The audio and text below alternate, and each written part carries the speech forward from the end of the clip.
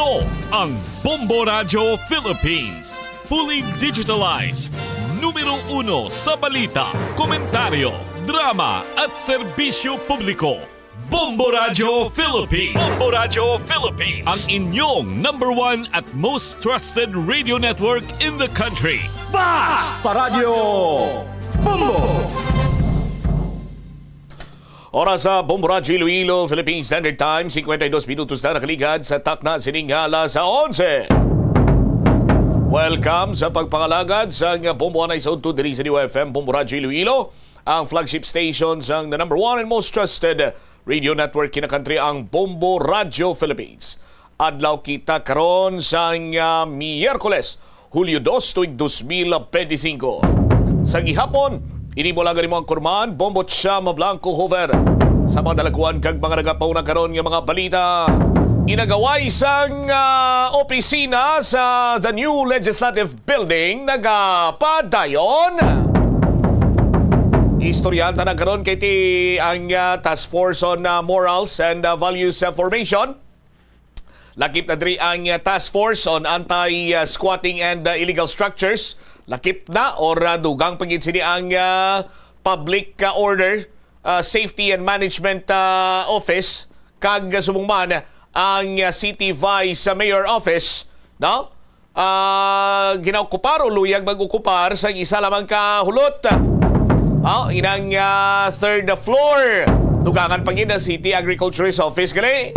Sa aton sini nga mga kabombo, samtang si City Mayor Inday Raisa Treñas nagpayag nga wala na lakip sa obligasyon sa Vice Mayor ang mag-designar sa pagpili sa mangin opisina. Sini ingin pathag man sa alkalde, no, kung nga may iban sining opisina nga nag-okupar sa legislative building.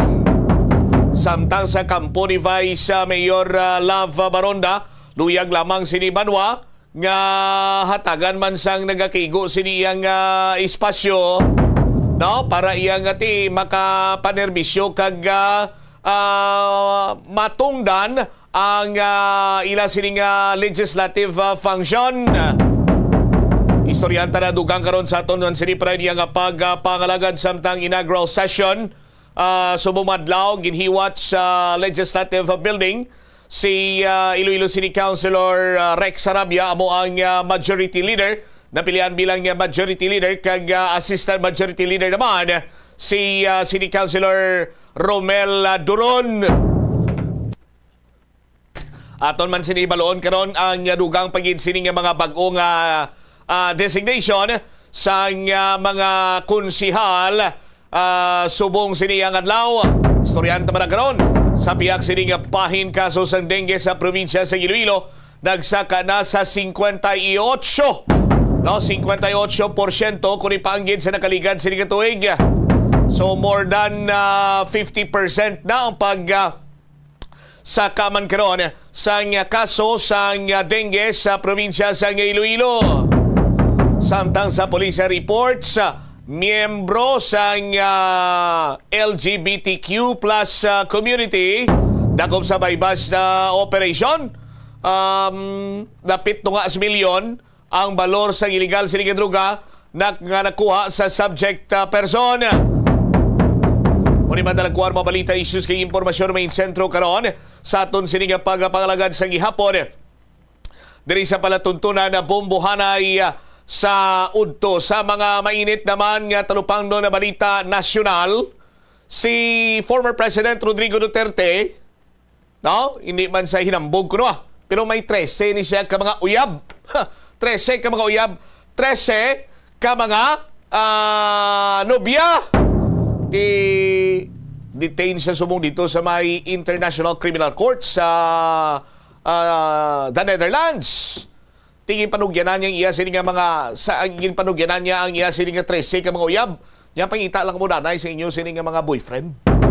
Kahit hindi matungdan subong. Ang iya sini nga katungdanan bilang isa iya ka boyfriend Samtang sa aton sini nga mga kabombo, padayon lang kamo sa paghulog sa inyo sini nga mga entries para sa aton sini nga big time nga papromo sa radyo. Ang swerte sa Balengke promo, balde-baleng pa premyo na, may cash pa 2025. Mas sobra 8 milyones pesos in total prizes nationwide ang igapang hatag sa mga kabombo naton ka mga ka-Star Nation adlaw-adlaw, no? Ihanda kang ihulog ang inyong sining mga entries bangod pag abot sang Sabado, magagabot kita sang 6 ka mga winners para sa aton sining weekly draw kag posible ka pa iyang magdaog sang mga masunod sining dumalagko nga mga papremyo mga kauturan. First prize naton 5,000, ang second prize 4,000 pesos, ang third prize 3,000 pesos. Kag may 3 ka mga consolation prizes sa mga biyan nga magadaog sang tag-1,000 ka pesos kada isa. Maghulog ka mo sa inyo siniyang mga entries sa aton sining studio kag sa aton sining mga Dropbox centers. Sa aton sining mga kuturan dugang pagid sining mga papremyo nga daan, no? Kay mayara pagid sang brand new limited edition na Bombo Radio AM FM transistor radio with emergency LED light rechargeable. Kag wala nakalansang sa isa lamang kadayal sa istasyonan. Kung dito kay moya sa iban sining lugar, sarang ini nga makapangita, makasagap sang radio signal. No, sa aton sini nga mga kabumbo. Anyway, ari ng news center, ipatpato naton dugang ang mga impormasyon later on sa mga pagpalayag sa Bombo Aray sa Udto pagkatapos ang Bombo Network News. Dumating na ang tagapagligtas ng palayan laban sa mga pesteng damo. Heto na ang Salvador Herbicide. Patay ang palaymaya, durog ang ubod-ubod sa one-kick action ng Salvador. Tapos ang mga pesteng damo sa palayan. Salvador Herbicide, ang tagapagligtas sa mga pesteng damo mula sa Jardine Distribution.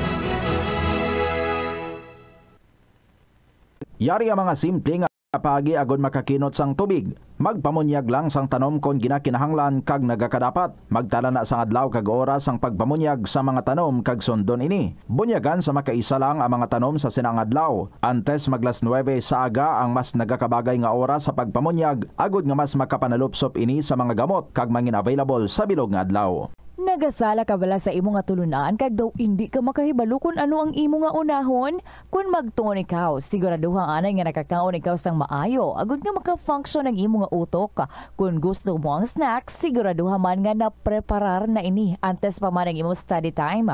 Bangod basi, mawili ikaw sa pagkuti sang imo nga pagkaon kag ma-distract ikaw sa imo nga tulunan. Siguraduhan man nga tapos na ang imo nga olobrahon sa sulod sang balay para nga makalikaw sa interruption kag para sigurado na Ito ang Bombo Radio Philippines. Fully digitalized. Numero 1 sa balita, komentaryo, drama at serbisyo publiko. Bombo Radio Philippines. Bombo Radio Philippines. Ang inyong number 1 at most trusted radio network in the country. Basta Radio Bombo! This is Bombo Network News Noontime Edition broadcasting live at Bombo Radio Broadcast Center, Makati City, Philippines. Ngayon po ay Miyerkules, ikalawang araw sa buwan ng Hulyo taong 2025. Sa ating mga headlines, si Ambassador Wang Xilian dapat daw pagpaliwanagin matapos na ipagbawal na makapasok ang isang dating senador dyan sa China dahil lamang sa mga pagpuna kaugnay ng mga pambubuli ng higanting bansa laban sa Pilipinas. Ang Philippine Air Force naman ay pinagmalaki ang mga serye ng maritime at air patrol sa teritoryo ng bansa. Mahigit 11,000 na foreign vessels na subaybayan. Dagdag sahod sa National Capital Region na 50 piso ipinagtanggol ng mga miyembro ng nag-aprobang board hinggil pa rin sa naturang dagdag na sahod. Sa international news naman, ang Israel sumang-ayon na sa 60 araw na tigil putukan sa Gaza. Ayon po yan sa kumpirmasyon ni US President Donald Trump. Dalawa namang Chinese inaresto sa Amerika dahil sa umano'y pag-iispiya. At abangan din mamaya ang ating kababayan na si Jordan Clarkson ay lilipat sa New York Knicks. Ano kayang kanyang magiging papel at reaksyon ng mga basketball analyst?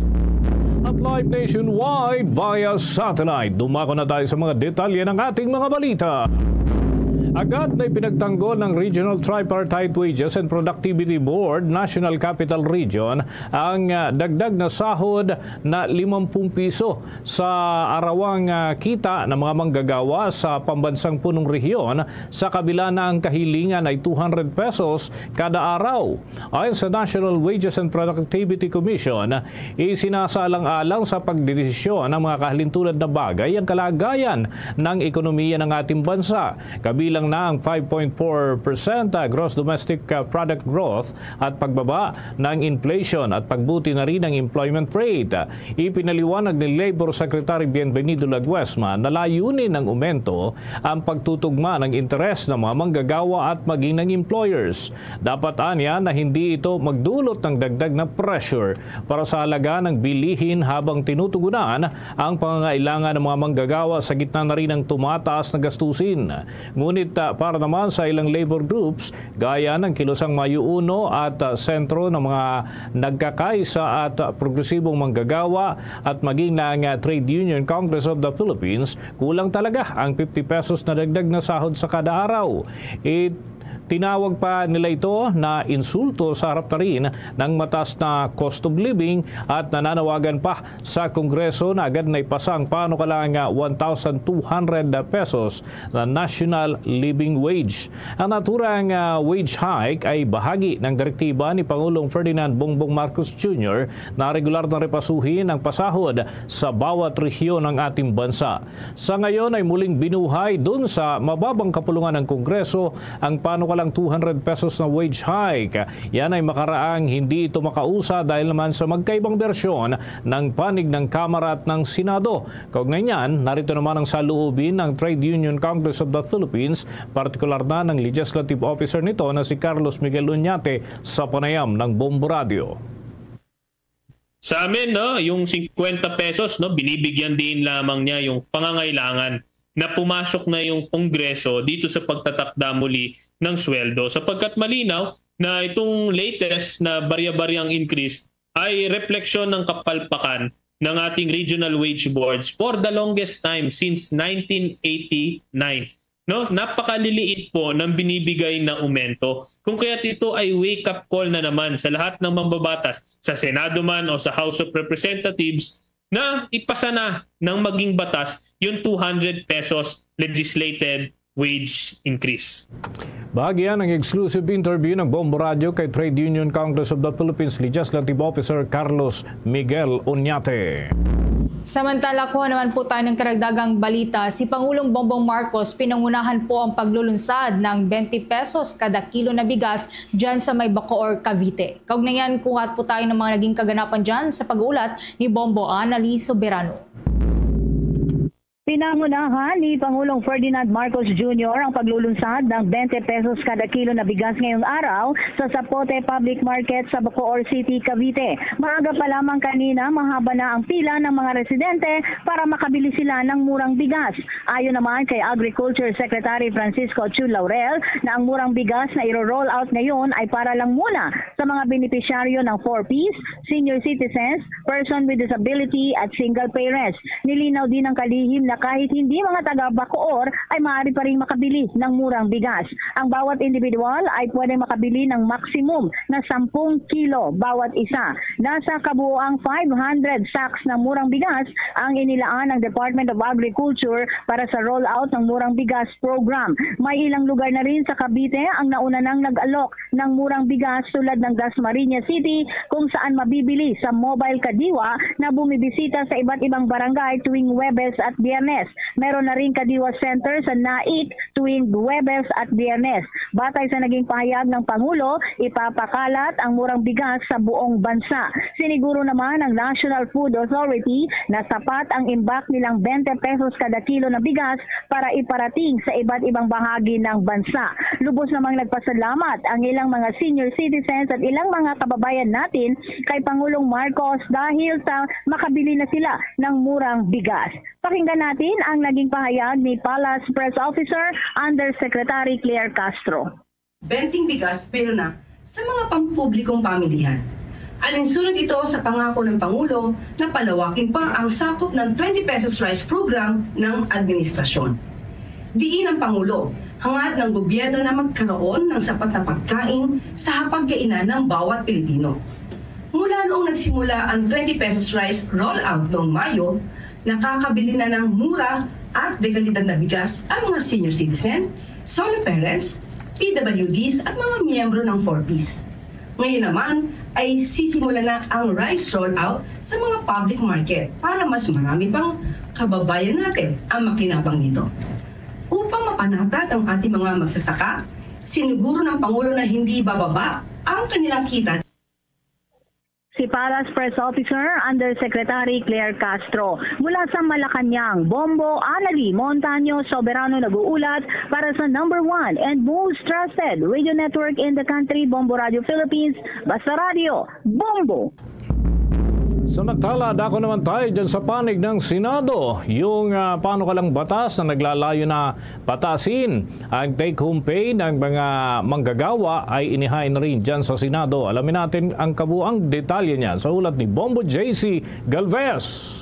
Naghain si Senator Sherwin Gatchalian ng panukalang batas na naglalaing patasin ang take-home pay ng lahat ng manggagawang Pilipino.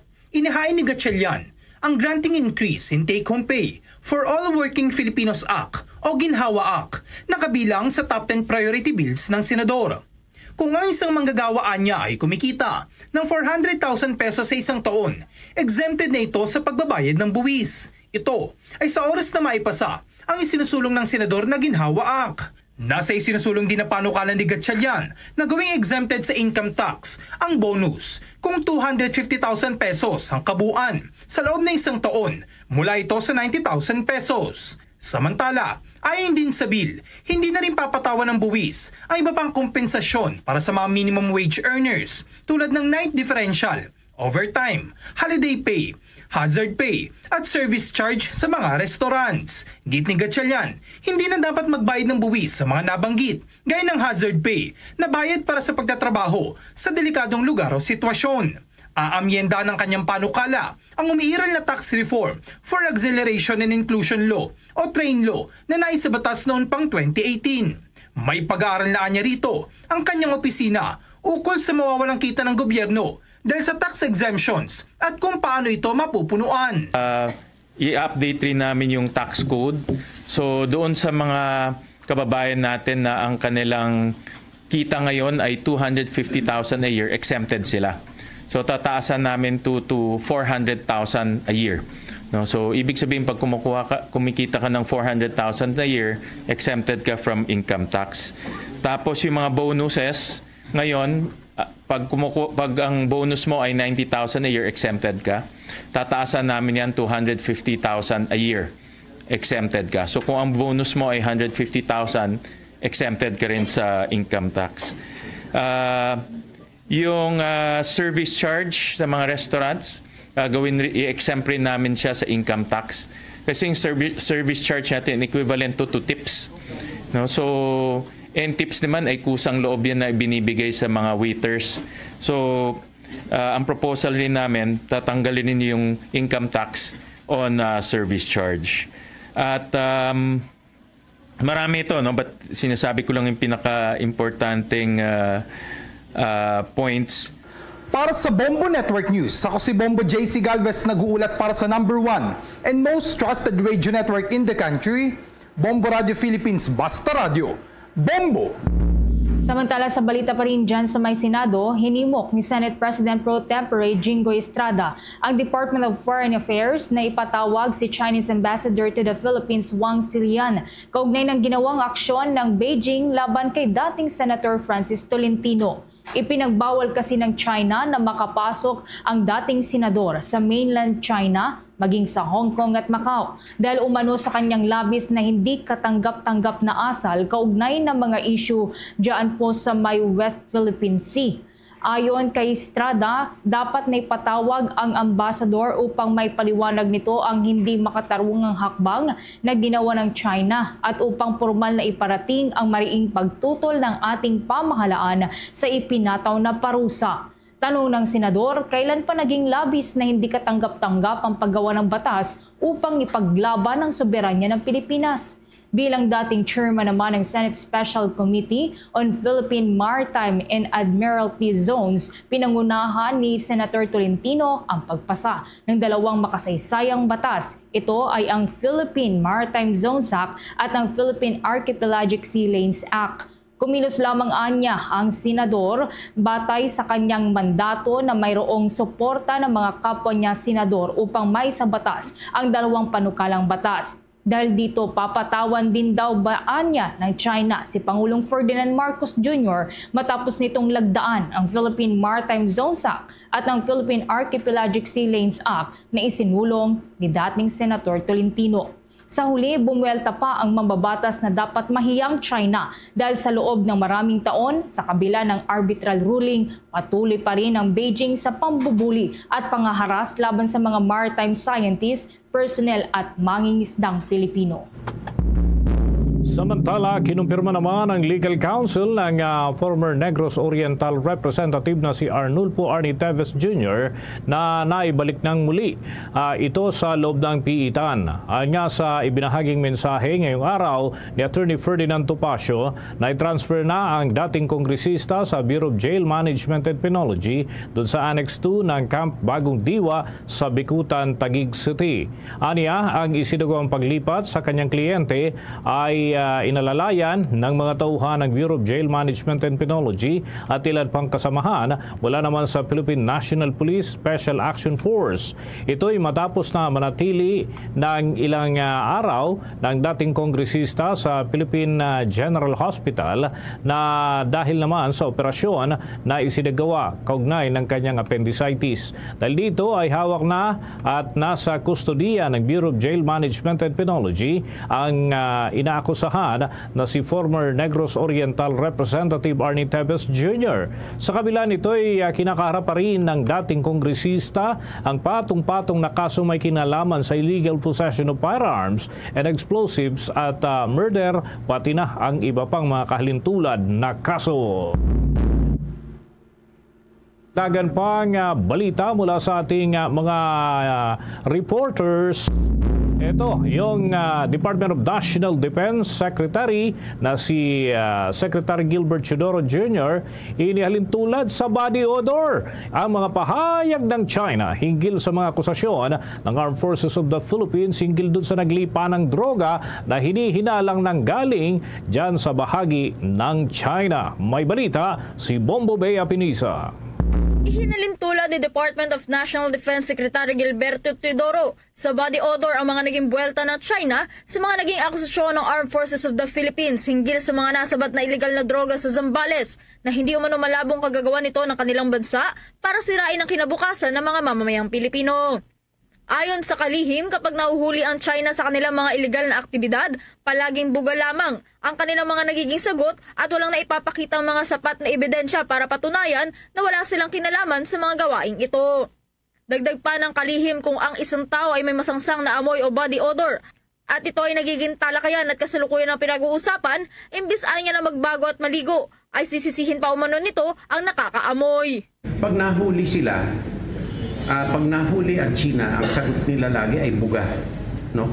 Buga, yung mabuga at ngunit yan na lang ang ginagawa nila palagi. Ngunit itong buga na ito ng China, dahil nahuli sila, hindi galing sa bibig ito, galing sa ibang parte ng katawan na bumubuga, hindi sa bibig.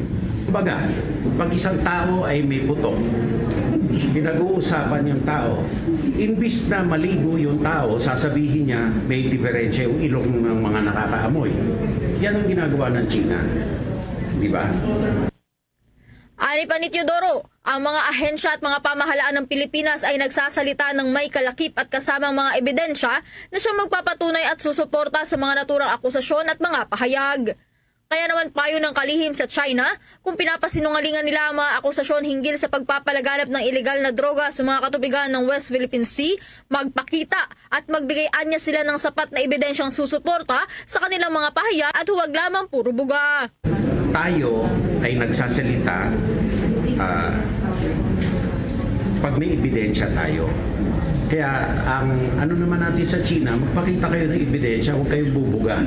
Samantala, matatandaan naman na inihayag ni Philippine Navy spokesperson for the West Philippine Sea Rear Admiral Roy Vincent Trinidad sa isang pulong balitaan sa Villamor Air Base sa Pasay City na hindi malabo at malakas ang kanilang kutob na ang mga droga ay mula sa China dahil sa mga namataang Chinese markings na nakita sa mga packaging ng mga droga kung saan nasa coterie ng isang Chinese Malaysian na foreign national. Para sa Bombo Network News, Bombo Bea Peniza nag-uulat para sa #1 and most trusted radio network in the country, Bombo Radio Philippines. Basta Radio, Bombo! Bombo International News. Inumpirma ni US President Donald Trump na sumang-ayon na ang Israel sa mga kondisyon para sa 60 araw na tigil putukan sa Gaza at binigyang diin sa Hamas na tanggapin na ang kasunduan bago pa lumala ang sitwasyon. Malalang minsan nang nabigo ang mga pag-uusap dahil sa hindi pagkakasundo ng parehong panig sa pagtatapos ng digmaan bilang bahagi ng ceasefire. Sa kabila nito, naghahanda naman si Trump para makipagpulong kay Israeli Prime Minister Benjamin Netanyahu sa araw yan ng Lunes, kung saan layunin na tulungan ang dalawang panig na palayain ang mga natitirang mga bihaga.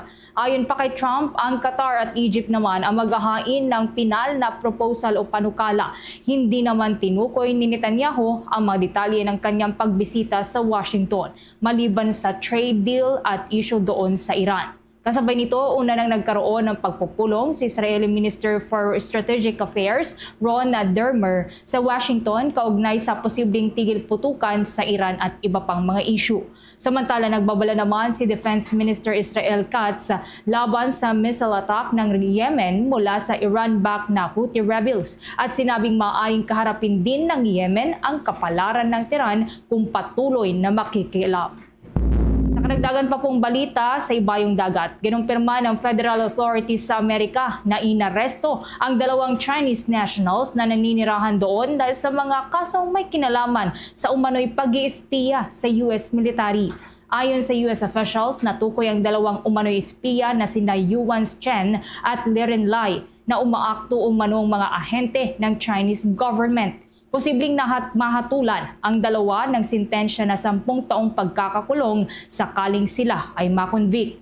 Base sa criminal complaint, nagsagawa umano sina Chen at Lai ng ilang serye ng intelligence activities sa Amerika sa ngalan ng Chinese Ministry of State Security. Kabilang sa kanilang mga aktibidad ang pagbabayad ng cash kapalit ng national security information at pag-recruit umano sa mga miyembro ng US Navy bilang potensyal na assets ng Ministry of State Security. Napag-alaman na si Chen ay isang residente ng Happy Valley sa Oregon habang si Lai naman ay dumating sa Houston, Texas noong buwan ng Abril gamit ang tourist visa at naaresto ng Federal Bureau of Investigation noon lamang araw ng Biyernes. Nakasaad pa sa reklamo na na-recruit umano ni Lai si Chen para magtrabaho para yan sa Ministry of State Security ng China. Bombo Weather Update. Mataas ang posibilidad na mabuo na bilang ganap na bagyo binabantayang low pressure area na nasa karagatan ng Pilipinas sa susunod na 24 na oras. Sakaling maging ganap na bagyo, tatawagin ito bilang Tropical Depression Bising. Habang papalapit sa kalupaan ng naturang low pressure area, posibleng itaas sa Tropical Cyclone Wind Signal number 1 ang mga lugar sa eastern portion ng northern at central Luzon, batayan sa data na nakalap ng Bombo Weather Center. Huling namataan ang namumong sama ng panahon kaninang umaga sa distansyang mahigit 200 kilometro sa silangan ng Tuguegarao City doon sa probinsya ng Cagayan. Maaari itong kumilos ng mabagal at magtagal sa silangan ng northern Luzon ngayong araw base na rin sa forecast data. Inaasahan na magdadala ito ng katamtaman hanggang sa may mabibigat na pagbuhos ng ulan sa parte ng Northern Luzon hanggang sa araw ng Biyernes 4 ng Hulyo. Samantala, masusiring binabantayan mga kabombo ang tropical depression na namataan sa labas ng Philippine Area of Responsibility.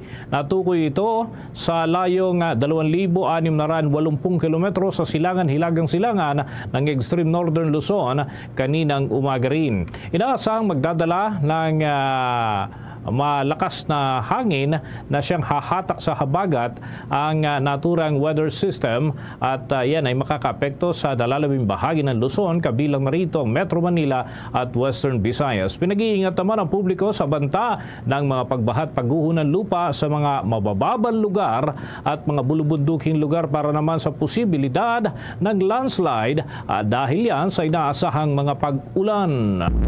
Samantala sa iba pang balita, nagbukas na ng 2 floodgate ang Ambuklao Dam, kasunod na rin po ng malawakang pag-ulan sa malaking bahagi ng watershed area nito. Ngayong araw po, umabot na sa 751.96 meters ang level ng tubig ng naturang dam. Batay nga sa ulat na inilabas ng Hydrology Division ng State Weather Bureau. Ito ay 4 na sentimetro na lamang bago tuluyang maabot ang 752 meters na normal high water level nito. Sa nakalipas na 24 oras naman, muling tumaas ng 40 centimeters ang level ng tubig sa naturang dam, daan upang tuluyan nitong buksan ang 2 pang floodgate. Sa kasalukuyan ay nagpapakawalan na ito ng kabuang 133.68 cubic meters per second mula sa 1 metrong opening nito. Ito naman ang unang pagkakataon na nagbukas ng floodgate ang isang dam sa bansa mula noong opisyal na ideklara na ng Weather Bureau ang pagsisimula ng panahon ng tag-ulan.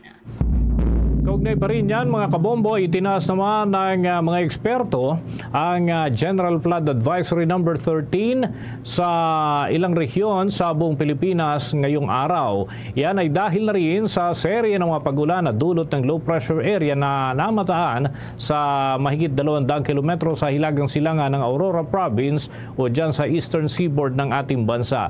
Lumalakas kasi ang posibilidad na ito ay maging ganap na tropical depression at pinaigting naman ang southwest monsoon.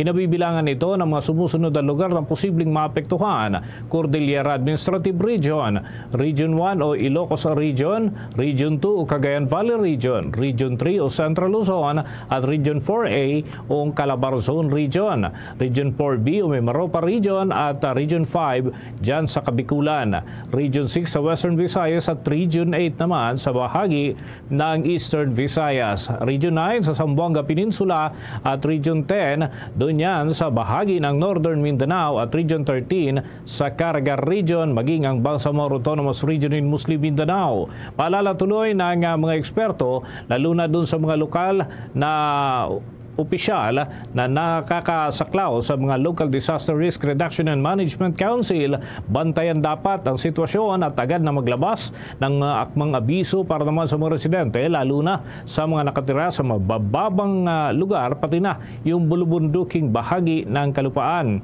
Ayon nga sa Department of Science and Technology, posible nga mga biglaang pagbaha at mga serye ng landslide dahil sa epekto ng habagat at mabibigat na buhos ng ulan ang siyang makaapekto sa ating mga kababayan.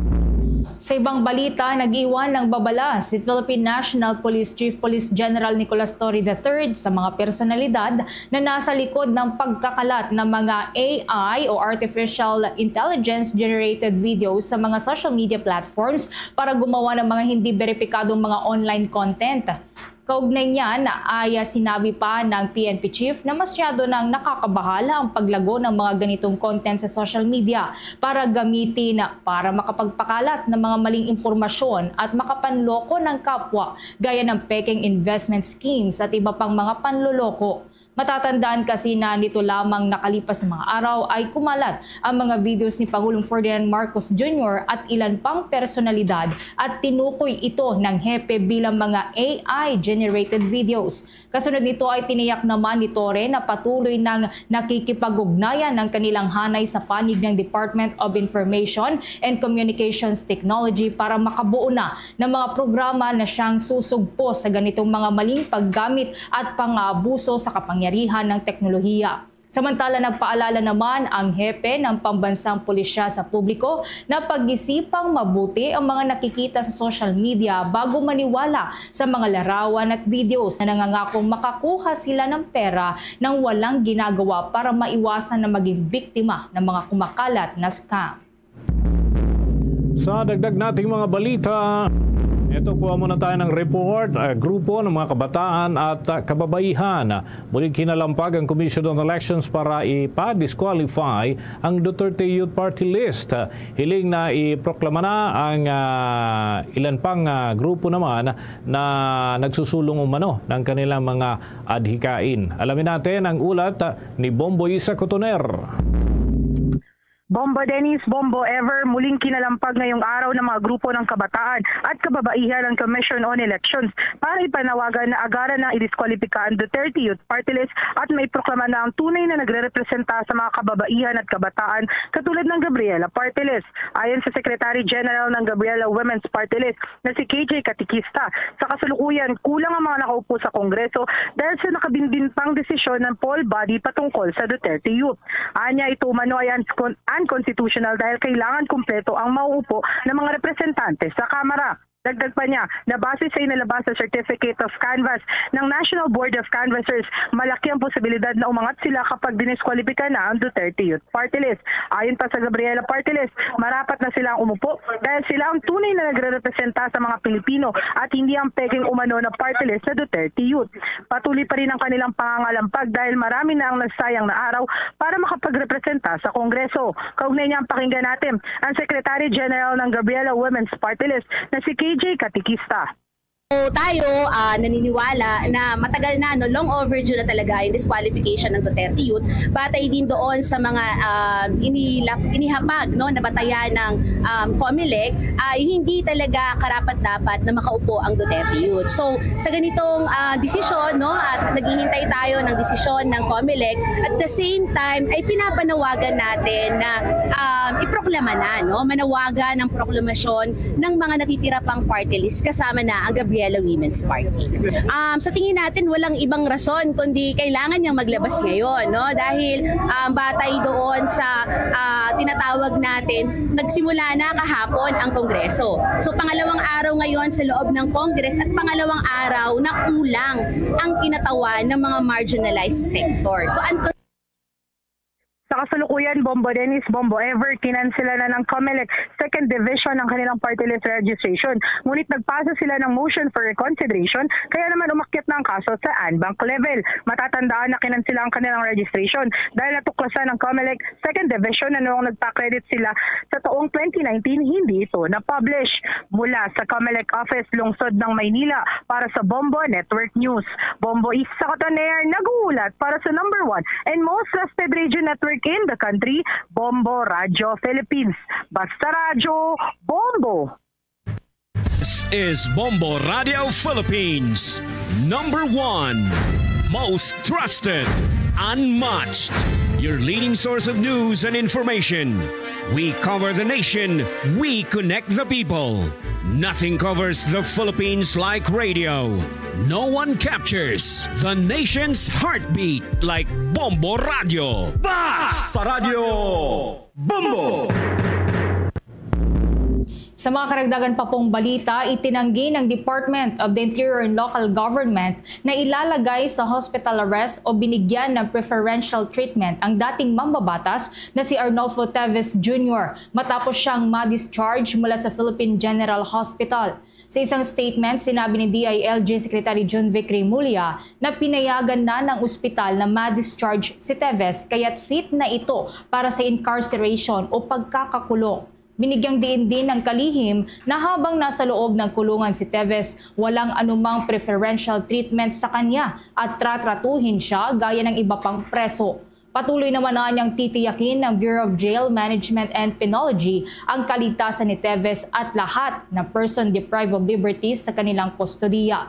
Nitong ang araw ng Martes, sinabi ng abogado ni Teves na si Attorney Ferdinand Topacio na binigyan na ng clearance ang kanyang kliyente na ma-discharge mula sa Philippine General Hospital at ngayon nga ay nakabalik na sa kanyang detention cell sa may Bureau of Jail Management and Penology sa Camp Bagong Diwa sa Taguig City. Matatandaan na nakaraanas nga si Teves ng abdominal pains at mananatiling babantayan pa rin ang kanyang kalusugan matapos na sumailalim sa appendectomy sa Philippine General Hospital noong Hunyo 18. Kasalukuyan ngang naharap ang dating mambabatas sa patong-patong na mga kaso, kabilang na dyan ang kasong murder may kaugnayan sa umano'y pagpatay kay dating Negros Oriental Governor Roel Digamo at siyam na iba pa kung saan siya ang itinuturong mastermind. Gayun din ang mga kasong may kinalaman sa illegal possessions of firearms and explosives. Sa karagdagang balita, target ng Philippine Air Force na maisulong ang mas maraming kapabilidad sa iba't ibang plataporma bilang bahagi na rin ng modernization effort ng hukbong himpapawid. Kabilang na rito ang Advanced Surveillance, Precision Strike Capability, Advanced Military System at Integrated Air Defense System. Target din ng hukbo na magkaroon ng mas matatag na space capabilities bilang bahagi ng modernisasyon sa hukbong panghimpapawid.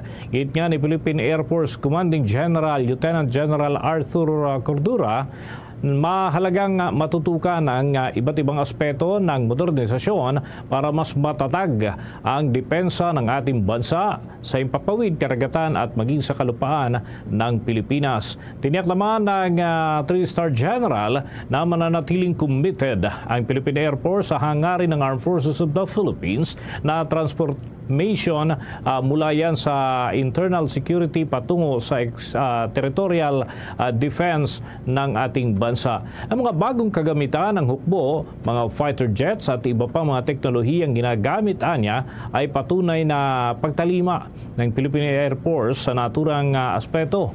Nagpasalamat din ang Air Force Commander sa Administrasyong Marcos dahil sa paglalaan ng sapat na pondo para sa modernisasyon ng ating hukbo at pagbili ng mga karagdagang kagamitan na kanilang kinakailangan. Itong nakalipas na araw ay pinagdiwang ng Philippine Air Force ang ika-78 taon na anibersaryo ng kanilang pagkakatatag. Ayon nga kay General Cordura, marami na ang nagbago sa hukbo mula noon na mga panahong nakalipas. Ito ay naging mas matatag sa tulungan ng tuloy-tuloy na suporta ng pamahalaan. Nakapagsagawa naman ang Philippine Air Force ng kabuang 1.34 na flying hours sa mga serye po ng Air at Maritime Patrol sa nakalipas na taon. Sa mga serye ng patrol operations, 75 dito ay pawang mga maritime patrol kung saan libo-libong foreign vessel ang nasubaybayan. Nagawa rin ng Air Defense Surveillance Radar ng Philippine Air Force na subaybayan ang kabuang 829 unknown air tracks. Ang mga ito ay pawang nasa ilalim po ng Philippine Air Defense Identification Zone. Nakapagsagawa rin ang hukbo ng mga serye ng humanitarian mission sa Pilipinas at sa ibang bansa kung saan ang pinakahuli rito ay ang malakas na pagyanig sa Myanmar na ikinasawi ng maraming individual. Ayon sa Philippine Air Force, ang lahat ng ito ay bahagi ng pagprotekta sa teritoryo ng Pilipinas kasama ang iba pang hukbo tulad na lamang ng Philippine Navy. Sa nakalipas na taon, naipasakamay din ng Philippine Air Force ang ikatlong ground-based air defense system battery kasama ang ilang S-701 na Black Hawk helicopters.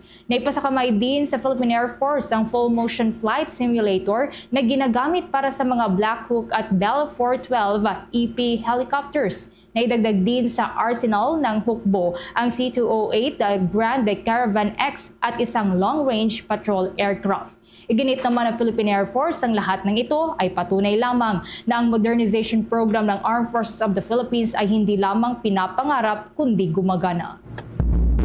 Sa dagdag pang mga pag-uulat, ang Korte Suprema nag-issue ng writ of kalikasan kontra sa 23 billion pesos na Davao-Samal Bridge Project ng Department of Public Works and Highways at Department of Environment and Natural Resources. May balita si Bombo Grant Hilario.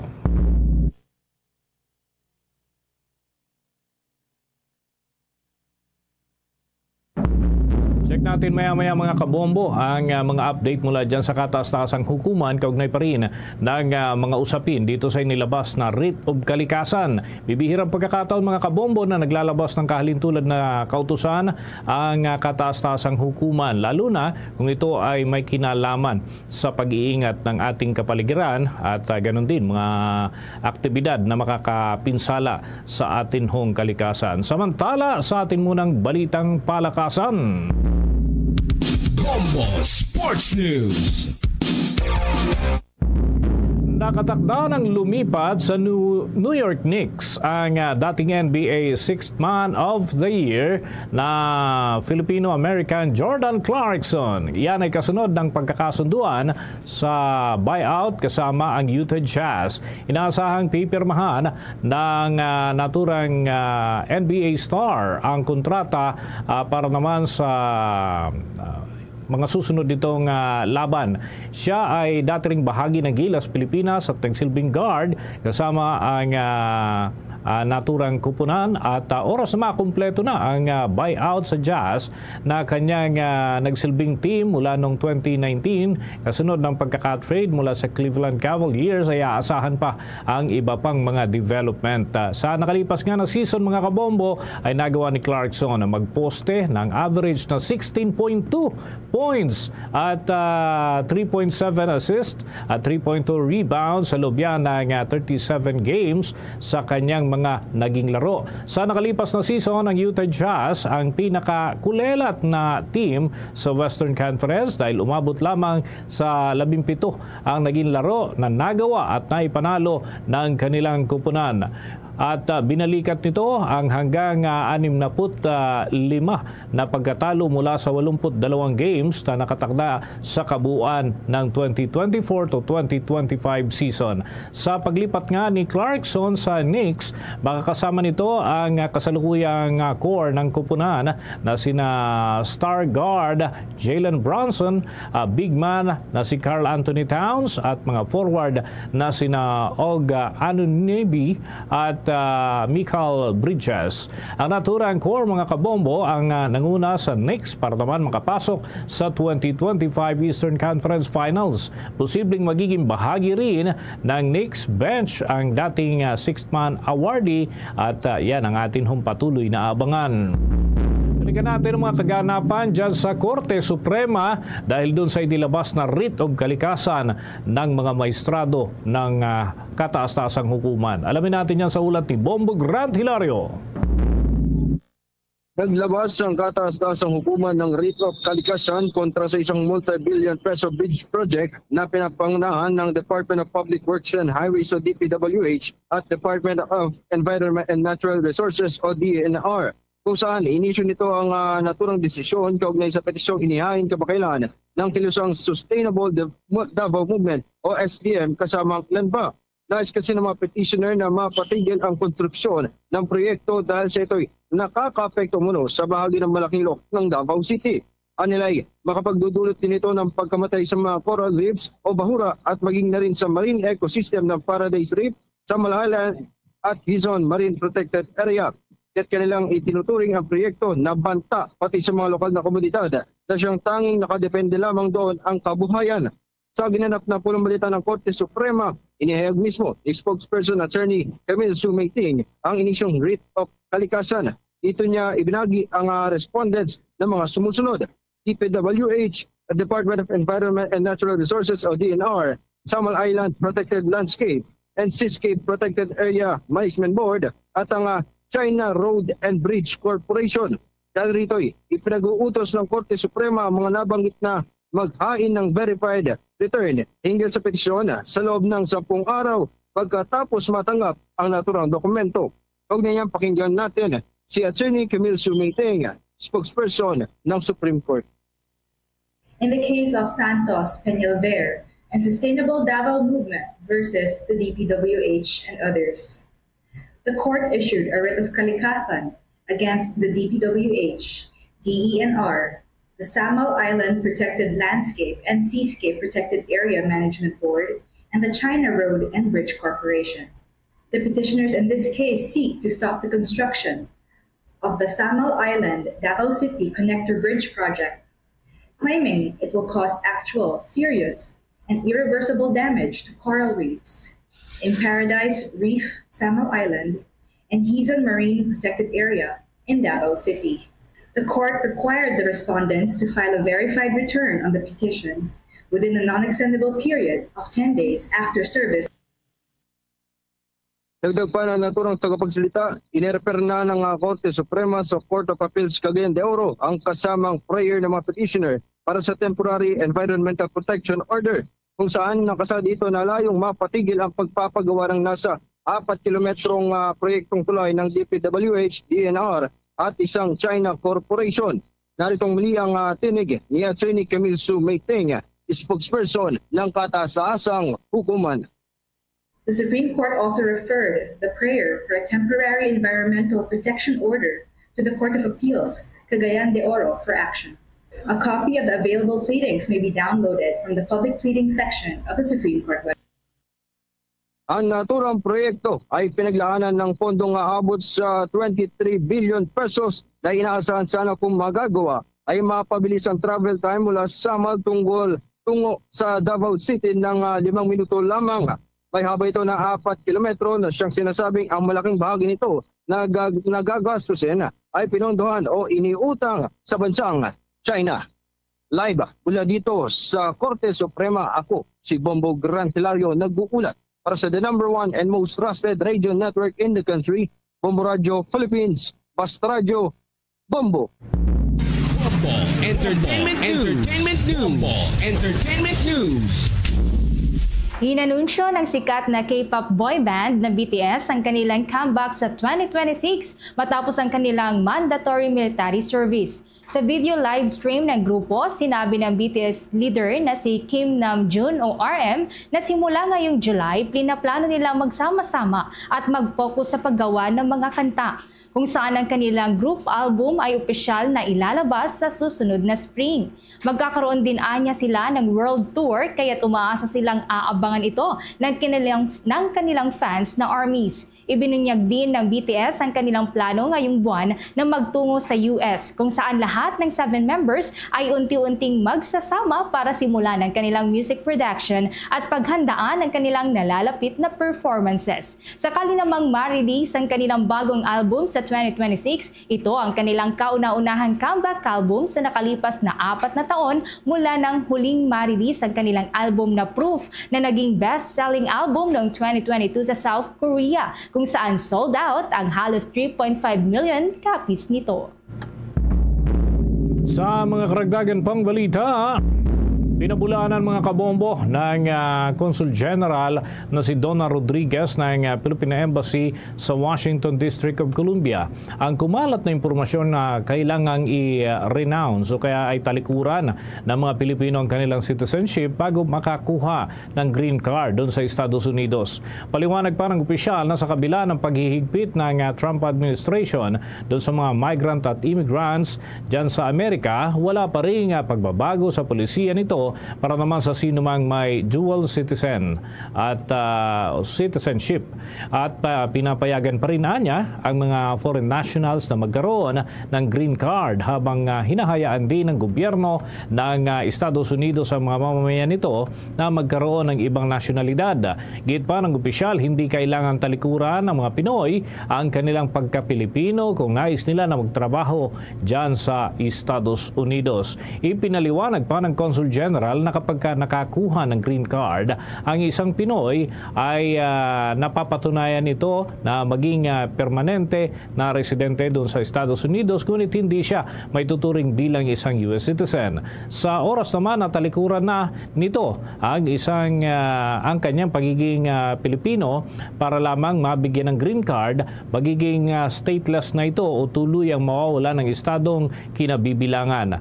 Ayon nga kay Rodriguez, naglabas na ang embahada ng sapat na mga impormasyon upang walang maligaw doon sa mga maling paniniwala na kumakalat sa internet, lalo na't ito ay sensitibong usapin, lalo na't nasa kalagitnaan ng paghihigpit ang United States Immigration Bureau. At hinimok din ng opisyal ang bawat Pilipino na mahalin ang pagkakakilanlan bilang mga Pinoy sa kabila ng nakukuhang green card at iba pang biyaya dyan sa Estados Unidos o maging sa ibang mga bansa tulad nga ng Amerika, Canada at mga lugar sa iba pang parte ng daigdig. Nanindigan naman ang Armed Forces of the Philippines na nakahanda silang tumugon sa mga emergency ng publiko at maging sa mga sakuna, partikular na ngayong panahon ng tag-ulan. Ayon kay Armed Forces of the Philippines spokesperson Colonel Francil Margaret Padilla, naninindigan ang buong sandatahang lakas na hindi lamang poproteksyonan at ipagtatanggol ang mga interes ng bansa ang kanilang mandato. Anyang matatag din ang kanilang paninindigan na tumugon sa mga pangangailangan ng publiko sa mga komunidad sa pamamagitan ng mabilis na pagresponde at mabilis na pagpapaabot ng mga humanitarian assistance at disaster response lalo na sa pagpasok ng ganitong panahon. Kasunod nito ay tiniyak rin ni Padilla na tuloy-tuloy lamang ang kanilang pakikipag-ugnayan sa iba't ibang unit ng Armed Forces of the Philippines maging sa mga task force at iba pang katuwang na ahensya para gawing mas epektibo pa at maging mas maayos ang kanilang pagtugon sa oras ng mga kalamidad.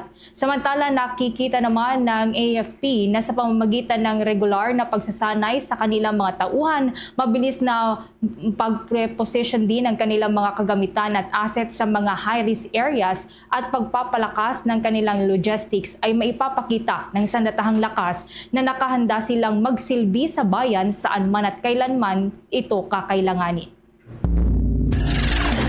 Bombo Police Report. Gawa na tayo ng update dyan sa lalawigan ng Camarines Sur dahil may naitalang nasawi. Meron ding nasugatan bunsod ng pagkakakuryente. Alamin natin ang kabuuang kwento upang tayo makapag-ingat. May balita ang Bombo Radio Naga. Patay ang isang lalaki habang sugatan naman ang isa pa matapos makuryente sa bayan ng Pamplona at Nabua, Camarines Sur. Kinilala ang nasawi na si alias Wilson, 42 years old, residente ng Barangay Borabod sa bayan ng Pamplona, habang ang sugatan ay kinilalang si alias Angelo, 40 years old at residente ng Barangay Santiago Old, Nabua sa nasabing lalawigan.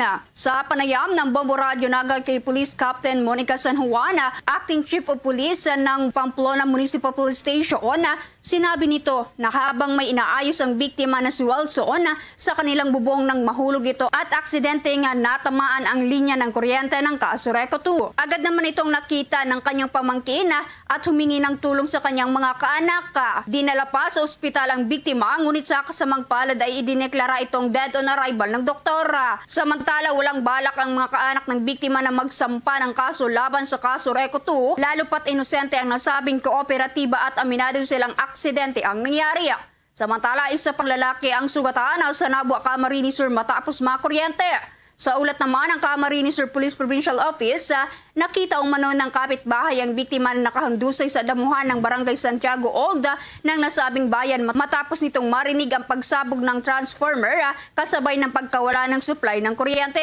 Agad naman rumisponde ang Nabua Municipal Disaster Risk Reduction Management Office kasama ang mga pulis at dinala sa ospital ang biktima na sa ngayon ay patuloy na nagpapagaling. Kasunod ng insidente, pinaalalahanan ni San Juan ang publiko na maging maingat at suriin ang kanilang kapaligiran, lalo na kung may mga malapit na linya ng kuryente upang maiwasan ang kahalintulad na insidente.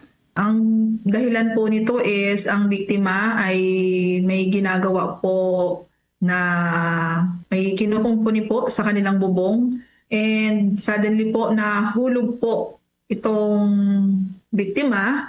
At sa paghulog niya po, sumabit po siya sa live wire po ng kuryente po. At agad naman po itong nadala sa ospital ng kapamilya, ngunit pagdating po doon, ito po ay wala na pong buhay. Para sa Bombo Network News mula rito sa Bombo Radio Naga, Bombo Miles sa Del Castillo, nag-uulat para sa number 1 and most trusted radio network in the country, Bombo Radio Philippines, Basta Radio. Bombo! Ang Ibon Foundation naman nakukulangan sa inaprobahan ng Marcos administration na 50 pesos wage increase para sa mga manggagawa sa National Capital Region. Kaugnay niyan, may nakapanayam pa ang Bombo Radio Kawayan.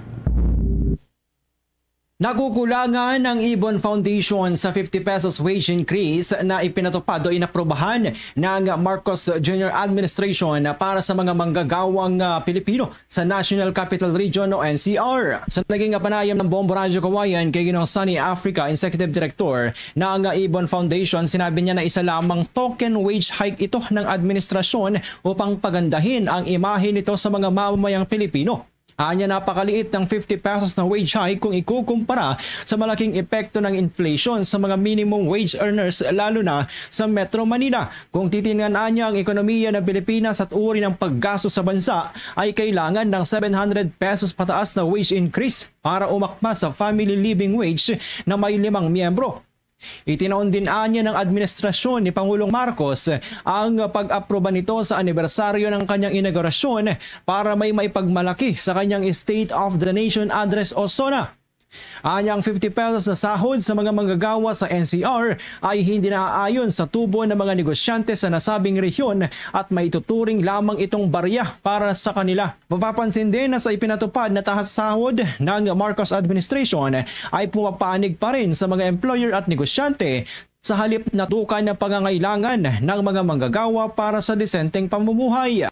Umaas na naman ang Ibon Foundation na mas tututukan ng pamalaan ng sitwasyon ng mga manggagawa at hindi lamang mga negosyante dahil sa walang mabubuhay na negosyo sa bansa kung walang manggagawa na nagsisikap itong buhayin. Yung nakapagtaka dito, itong binigay ng 50 pesos, ito ay katumbas lamang ng hindi pa kalahati sa 1% ng kabuang gastusin ng mga negosyo sa NCR at kung susuliin talaga yung tubo nila, hindi pa nga ito umabot ng 2.5% ng tubo ng mga negosyo sa NCR. Kaya para sa mga negosyante, barya lamang ito at ang mas masaklap dyan, lalong barya ito para sa mga manggagawa na makakatanggap. Of course, mas okay na meron kaysa wala, pero ang pinapatunayan nito ay ang pinapanigan pa rin ng gobyerno sa kanyang pagtakda ng sahod ay yung kagustuhan ng mga employer sa malaking tubo sa halip na yung pangailangan ng mas marami manggagawa para sa disenteng pamumuhay. Yan ang ulat mula rito sa Bombo Radyo Kawayan para sa Bombo Network News. Ako si Bombo Jason Feli na nagulat para sa number 1 and most trusted radio network in the country, Bombo Radio Philippines, Basta Radio, Bombo! Samantala, yung pagtataas sa hanggang 50,000 na magiging sahod ng mga guro, hakbang daw upang kilalanin ang sakripisyo ng mga guro. Ayon yan sa Alliance of Concerned Teachers Party List. May ulat dyan ang Bombo Radio Vegan. Nais mabigyang pagkilala ang mga guro sa sakripisyong kanilang ibinibigay dahilan upang isulong muli sa Kamara ang panukalang magtatakda ng 50,000 pesos kada buwan na sahod ng mga gurong nasa pampublikong paaralan.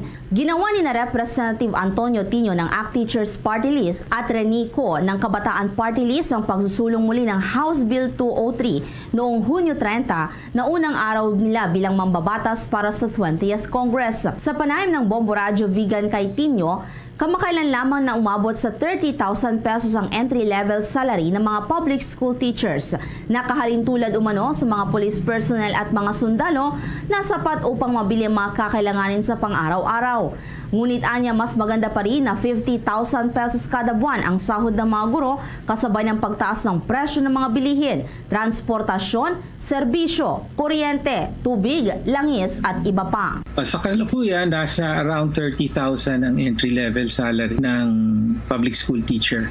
So gusto natin itaas to 50,000 pesos. Well, again, tingin natin, among the professionals in government, unfortunately, pinakamababa yung natatanggap ng mga teachers. So mas mababa, lalo na kaysa sa mga nurse. At until recently, ay kamakailan na lang nakaabot ang mga public school teachers sa level ng mga pulis, no, at sundalo. At tingin natin, kailangang mabigyan ng karampatang pagkilala sa kahalagahan ng mga teachers sa ating lipunan, kaya tingin natin yung amount na 50,000 ang deserve ng mga teachers. Yan ang ulat mula rito sa Bombo Radio Vegan para sa Bombo Network News. Ito si Bombo Maylin Cabanilla para sa number 1 and most trusted radio network in the country, Bombo Radio Philippines. Basta Radio, Bombo! Bombo International News. Ang grupo ng mga kababaihan na mag-aaral na nasa grade 5 pa lamang inaresto matapos na binalak ang pagpatay sa kanilang kamag-aral sa Arizona, USA. Kaugnay niyan, kuha po tayo ng buong detalye sa pag-uulat ng Bombo Radio Iloilo.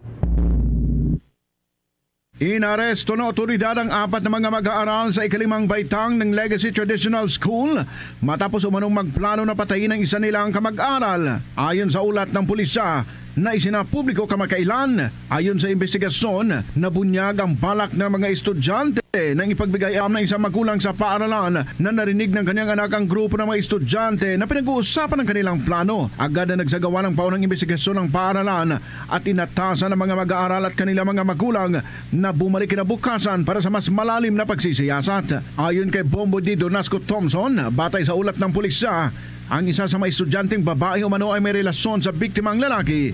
Subalit matapos itong umano'y manloko, nagbanta ang babae na gusto niyang patayin ito. Sa mismong araw, pinag-usapan umano ng grupo kung paano nila tatapusin ang biktima. Kasama sa plano ang pag-akit sa bata patungo sa banyo upang saksakin ito sa tiyan. Nakasaad din sa plano ang pagsusuot ng guwantes para hindi mag-iwan ng fingerprint at paggawa ng peking suicide note para palabasing nagpakamatay ang biktima. Isa sa mga estudyanteng inimitahan sa grupo ay nagsabi na sa una inakala niyang biro lamang ito, ngunit nang seryosohin ng ibang usapan, siya'y umatras. Sinabi naman ng ina ng biktima na nais niyang magsampa ng kaso laban sa mga estudyanteng nasangkot. Ayon sa pulisya, ang 4 na bata, 2 10 taong gulang at 2 11 taong gulang ay kinasuhan ng threatening at disorderly conduct. Sila ay agad na pinalaya at ibinalik sa kustodiya ng kanilang mga magulang habang sinuspindi mula sa paaralan at posible pang ma-expel ang mga ito. A group of 5th grade girls have been arrested for plotting to kill a classmate. The case involves 4 girls ages 10 and 11 who are 5th graders at Legacy Traditional School's West Surprise campus. A newly released report from the Surprise Police said the friends devised a plan during lunch and recess. According to the police report, the girls planned to lure a classmate to the charter school's outside bathroom and stab him in the stomach. Si Bombo D. Donasco Thompson. Para sa Bombo Network News, ito si Bombo Ayan Kahete. Para sa number 1 and most trusted radio network in the country, Bombo Radio Philippines. Basta Radio! Bombo! Mga kabombo at mga ka-Star Nation, manatiling updated sa mga kaganapan sa loob at labas ng ating bansa. Maaaring tutukan ng mga balita at impormasyon hatid ng Bombo Radio Philippines sa pamamagitan ng Bombo Mobile App, YouTube, TikTok at maging sa Facebook Live. Sa bahagi po ng Mindanao, masusubaybayan ang mga himpilan natin dyan sa Davao Region. Nariyan ang Bombo Radio and Star FM Davao. Sa Northern Mindanao, Bombo Radio Cagayan de Oro. Dyan naman sa Caraga Region, Bombo Radio Butuan, at sa Soc Sargent Region, Bombo Radio Jensan. Habang dyan sa mga hiligay non-speaking, lalo na doon sa mga residente sa South Cotabato, maging sa Coronadal at yung area ho ng Sultan Kudarat, nariyan ang Bombo Radio Coronadal. Sa mga nasa Bukidnon area, maaari nyo naman pong subaybayan ang Bombo Radio Malaybalay. Sa mga Chabacano naman, nariyan po ang Star FM Zamboanga. Sa mga nasa Zamboanga del Norte, maaari nyo tutukan ang Star FM Dipolog. Sa mga nasa Bangsamoro Autonomous Region naman at Central Mindanao, nariyan po ang Star FM Cotabato. Mga kabombo Castor Nation, bago tayo magtapos, samahan niyo po kaming manalangin ng Orasyon Perata for Peace. God, our Heavenly Father, Lord of peace and justice, we humbly come before you during this time of escalating geopolitical tensions in our part of the world. Through the years, you have sustained our faith in you as a nation. It is our faith in your divine providence that has made us survive the countless natural and human-caused calamities that have come our way in our history as a people. Spare us, Lord, from the horrors of war. Hear our pleas as we cry out to you. Have mercy on us, Lord. Rescue us from the malevolent forces that influence world leaders.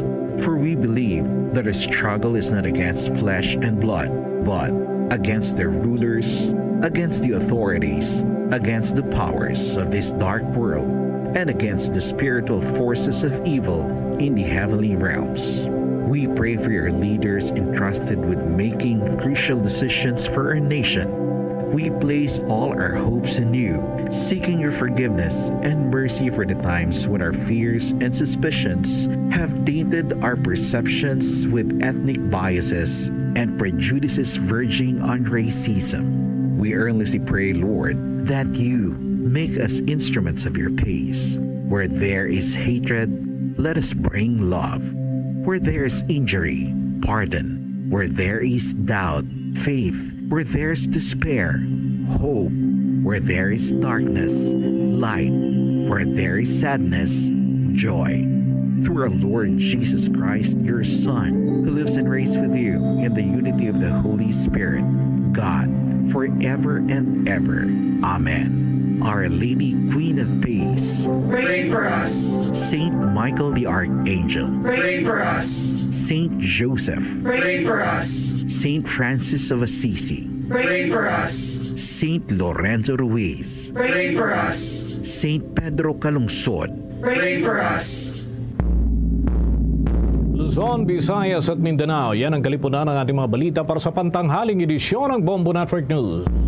Mula sa Bombo News Center, Makati, para sa number 1 and most trusted radio network in the country, Bombo. Oras sa Bombo Radio Iloilo, Philippine Standard Time, 1 minuto na nakaligad sa takna siningala sa Ora Launa. Balik na diri sa pagpangalagad sang Bombo na isodto sa DYFM Bombo Radio Iloilo. Kagapon sining adlaw sa aton sining mga kabombo na kibot ang mga empleyado sa bahin karon iya sa the new legislative building kay may mga nagsalaka dito nga mga pulis kag mga abogado. Ti dito nagali kag mayara sa jutay sining kuno nga misunderstanding regarding sa pagplastar sa mga opisina sa the new legislative building. And it so happen nga naistoryahan man to, and then si Mayor Inday Raisa Treñas and Vice Mayor Love Baronda nag-istorya na isang hapon mismo. So may mga ginistoryahan sila sa aton sining mga kabombo kag it seems nga do kasubong nga nahusayan ang problema sa kwarto or sa hulot abi nga kung sino maga-okupar. May mga nagwa nga balita nga nag-overnight kuno ang mga empleyado under the Vice Mayor's Office, of which gagin panginwala man ina sa talatapan sang Vice Mayor. Sa karon ti as per information kag sa latest nga nabaton sininaton nga mga impormasyon diri nagikan sa aton sini mga kopdan mga bombo reporters. Sa isa kahulot, ang nag-occupar ko is the Office of the Vice Mayor, City Agriculture's Office, Task Force on Morals and Values Formation, Public Order, Safety and Management Office, no? Kag ara pa to ang Task Force Anti-Squatting Illegal Structures sa aton sining mga kabombo. Pero hambal diri ni Inday Raisa sinya ti although nga legislative building ang pangalan sini, but ang mayor or the previous mayor amo iyang nag-designate kagara man sa iya sini nga memorandum circular sa aton sini mga kabombo. Anyway, sa aton sini mga kulturan, we have on the line spokesperson ni Mayor Inday Raisa Treñas, si Ma'am Joy Gurzal. Ma'am Joy, si Bombo Cham, live ikaw sa Bombo Aray sa Unto. Good afternoon. Bombo Cham, good afternoon. Good afternoon man sa aton nga mga pumuluyo diri sa syudad sa Iloilo. What is the latest sini iyang directive and stand ni Mayor Inday Raisa regarding sa sining sort of jutay nga problema kung balon ta pa sa bahin karon sa the new legislative building, Ma'am Joy?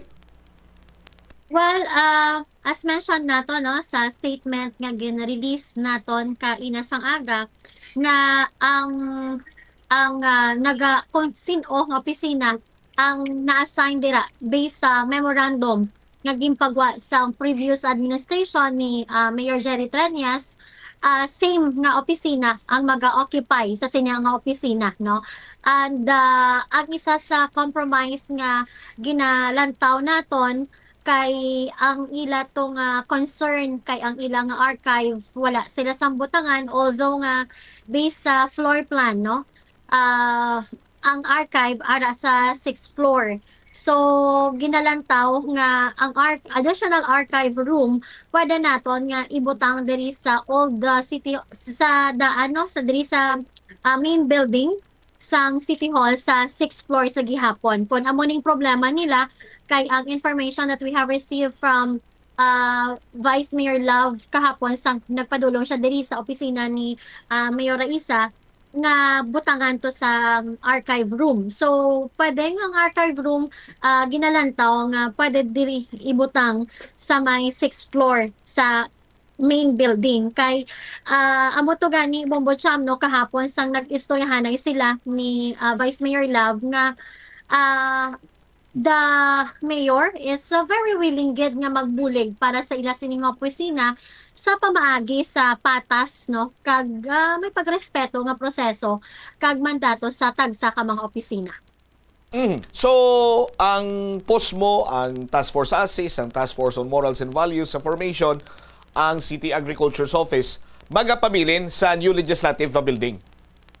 Yes, as originally assigned by the previous administration, ang Task Force on Values Formation, ang Task Force ASIS, kag ang City Agricultures.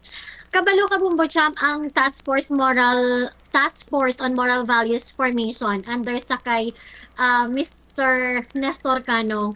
6 years na sila nga waay sang opisina, no? 6 years na sila nga waay sang opisina sang pagsulod gid sang time ni Mayor Jenny Trenia sang 2019 kundi lang na sila magpungpo, no? Kag madugay na sila nga nagpadala sang request letter diri sa aton sa City Mayor's Office and even ang aton man nga Task Force ASIS kay daw hamot man tagani kay from the word bala sa iya task force nga anti-squatting pero ga-squat sila kundi indiin kay why sila sang permanente nga opisina nila. So that's why nga ang ina dira nga area nga na para gina sa ila nakaparte ni sir kag ang City Agriculture's office naton kay medyo malayo sila ya didto to sila ya malapit sa may Congresswoman's Office of the Representative, no? Kag taman to kagamay ang ilang space maululupod sila dira, no, sa sinang area sa may 3rd floor. Kag gusto man naton Bombo Cham nga klaruhon nga ang base sa nasaad sa aton nga local government code ang pag-assign sang mga rooms, no, iya na iya sang opisina sang alkalde, no, ang pag ano ni tawag ang assignment bala ang room assignment iya na ya sang local chief executive nga papel, no? Ang mayor niya ang may gahom nga mag-allocate kag mag-assign sang office space sa mga opisyal kag empleyado sa syudad nga entitled sa amo na nga espasyo whether sa City Hall man o kung sa iban nga buildings nga ginapanagyan o kung ginaarkilahan sang city government. Iniya ang authority nga ginhatag sang alkalde naton kag siya niya ang may final prerogative, no, sa utilization sang work spaces. All right. So damo man sa mga nagapamangkot kuno muna na ang sistema, abi kuno muna ng plastada. Damo sa pamangkot. How about ang 6th floor, no? I'm talking sang sa City Hall gidya mismo nga gin-vacate sa mga konsihal. Why not abi dito na lang ang iban sinima opisina and solely for legislative purposes na lang dira ang the new legislative building, Ma'am Joy? Amo na gani Bombo Cham nga waay sang closed door. I mean, open ang pag-istoryahan ay kagapon ginatagin na siya ni Mayor Raisa nga pangitaan sang pamaagi para nga mabuligan ang opisina ni Vice Mayor Love, no? Kay pwede ginaton nga mapangitaan, no? Kay may mga offices nga dululubli ang opisina. So why pa man sang kumbaga close or final na ano ni tawag na kumbaga nagpromesa kita ang si Mayor Raisa nga hatagan sila kag buligan sila para nga ma-address, no, ang ila sini nga concern kay hambal ito kagina at kahagapon gali nga daw sobra 80 employees ang iya nga mga empleyado sa Vice Mayor's office. Pero tikon lang tawon tagani nga diri sa main building, mas malapad pa ang opisina dira sa 6th floor i-compare naton diri sa main building. Aha. And na-sort out tigid man bala ang samahin sa 3rd floor sa new legislative building, Ma'am Joy, kay as what I've heard nga may ara pa kuno sang pag inagawa ito, isa lang kahulot kuno, 3 ka opisina o 4 ka opisina nga nag-occupy subong. Ang final decision niya sang aton nga alkalde, sundo naton kung ano ang nabutang sa local government code, kag kung ano ang nagligad pa nga gin-issue nga memorandum. Kung sino dira ang nakabutang sa floor plan nga ginhatagan man sila sang copy, sila ning opisina ang maga-opisina sa sina nga hulot. All right. Ma'am Joy, thank you so much for your time kag sa mga information man nga ginpakigbahin diri sa Bombo Radio. Saluat maayong hapon. Bombo Cham, gusto ko lang man gali no idugang nga nagapasalamat ang aton nga alkalde sa City Council kay subong lang gid nga sesyon napasar no ginhatagan siya sang authority to sign sang contract para sa salary increase sang aton nga mga contract of service. Kay amo gid ni ang iyaman nga commitment sa aton sini nga mga empleyado before pa siya nagpulpo sang June 30 nga hatagan nga ang salary increase sang aton sini nga mga empleyado. So kagina sa City Council sa inaugural session nila naaprubahan na no sang aton sini nga napasar ang resolusyon nga naghatag sang authority nga magaperma siya sang contract of service para sa aton sini nga mga employees under sa CISPIDIC no nga budget. Salamat gid kag mayong hapon. Ay, by the way, Ma'am Joy, pilang increase gani? That's 130 pesos per day, Bombo Cham. All right, sige. Thank you once again, Ma'am Joy, and good afternoon. Salamat gid kag mayong hapon. There you have it, si Ma'am Joy Gursal, ang spokesperson ni Mayor Inday Raisa Treñas sa aton sinikaron iya nga mga kabombo, no? Sa statement magani ni Vice Mayor Love Baronda, ambal niya kung ginalimitahan ang amon lugar mismo sa legislative building, di na lang kami malugar nga parte sa legislative body sang syudad. Considering legislative building ang natungdan, dapat nga i-priority ang legislative department dito, no? Kung sabagay may punto man dire si Vice Mayor Love, no? Kag ginatingwaan taman nga malabot ang iya sining linya sa aton sini karon iya nga mga kabombo kay nagapanindugan gid diri banwa ang City Mayor's Office under Mayor Inday Raisa nga kung ano ang floor plan kag kung ano ang gin-assign nga talatapan amo nang sundon ni then Mayor Jerry Treñas sa iya sining amay. Now, kag hambal pa gani isang alkalde nga way nalakip sa function sang isa ka vice mayor ang mag-assign sang opisina, no? Sa aton sinikaron iya nga mga kabombo, no? Hindi responsibilidad sang vice mayor nga mag-assign sang rooms o kon opisina, hindi nasakop sa iya sinikaron nga trabaho, no? Sa aton sini mga kabombo. Now, amo man to na palabot naton nga concern or option AB sa kay Ma'am Joy Gursal nga why naman to sa may nag-opisina sa 6th floor nga gin-vacate sa mga konsihal kaya ara naman sila tanan sa new legislative building sa aton sini mga kabombo. Why not nga ang mga unit, mga task forces nga wala sang opisina, dito sila po opisinahon Di ba? Pila na to ka kwarto, pila ka bilog aton sini nga konsihal, 12 ka konsihal, isa duha ka ex officio. No? Ex officio naton na barangay Association of Barangay Captains kag Sangguniang Kabataan Federation na President. sa aton sini mga kabumbo, ti 14 ka talatapan, no? Ang inistoryahan naton opisina lang sa sa mga konsihal. Kung ako magsalara pa dira ang talatapan man sa sangguniang panglungsod, sekretariat sa aton sini nga mga kabumbo. So kadamo sang opisina sa Iloilo City Hall sa aton sini nga mga kabumbo. Kag sa punto man kung tani nga ti gintawagan ni nga legislative building, no? So dapat masanto man siya nga kumo legislative building, tikon yara kay mo sa legislative department.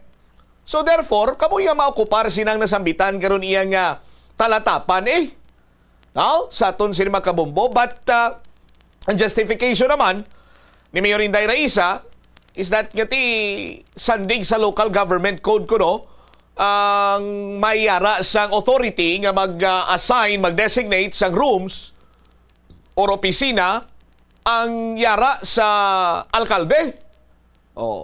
Ti Mayor Inday, ikaw naman subong nga alkalde, di ba?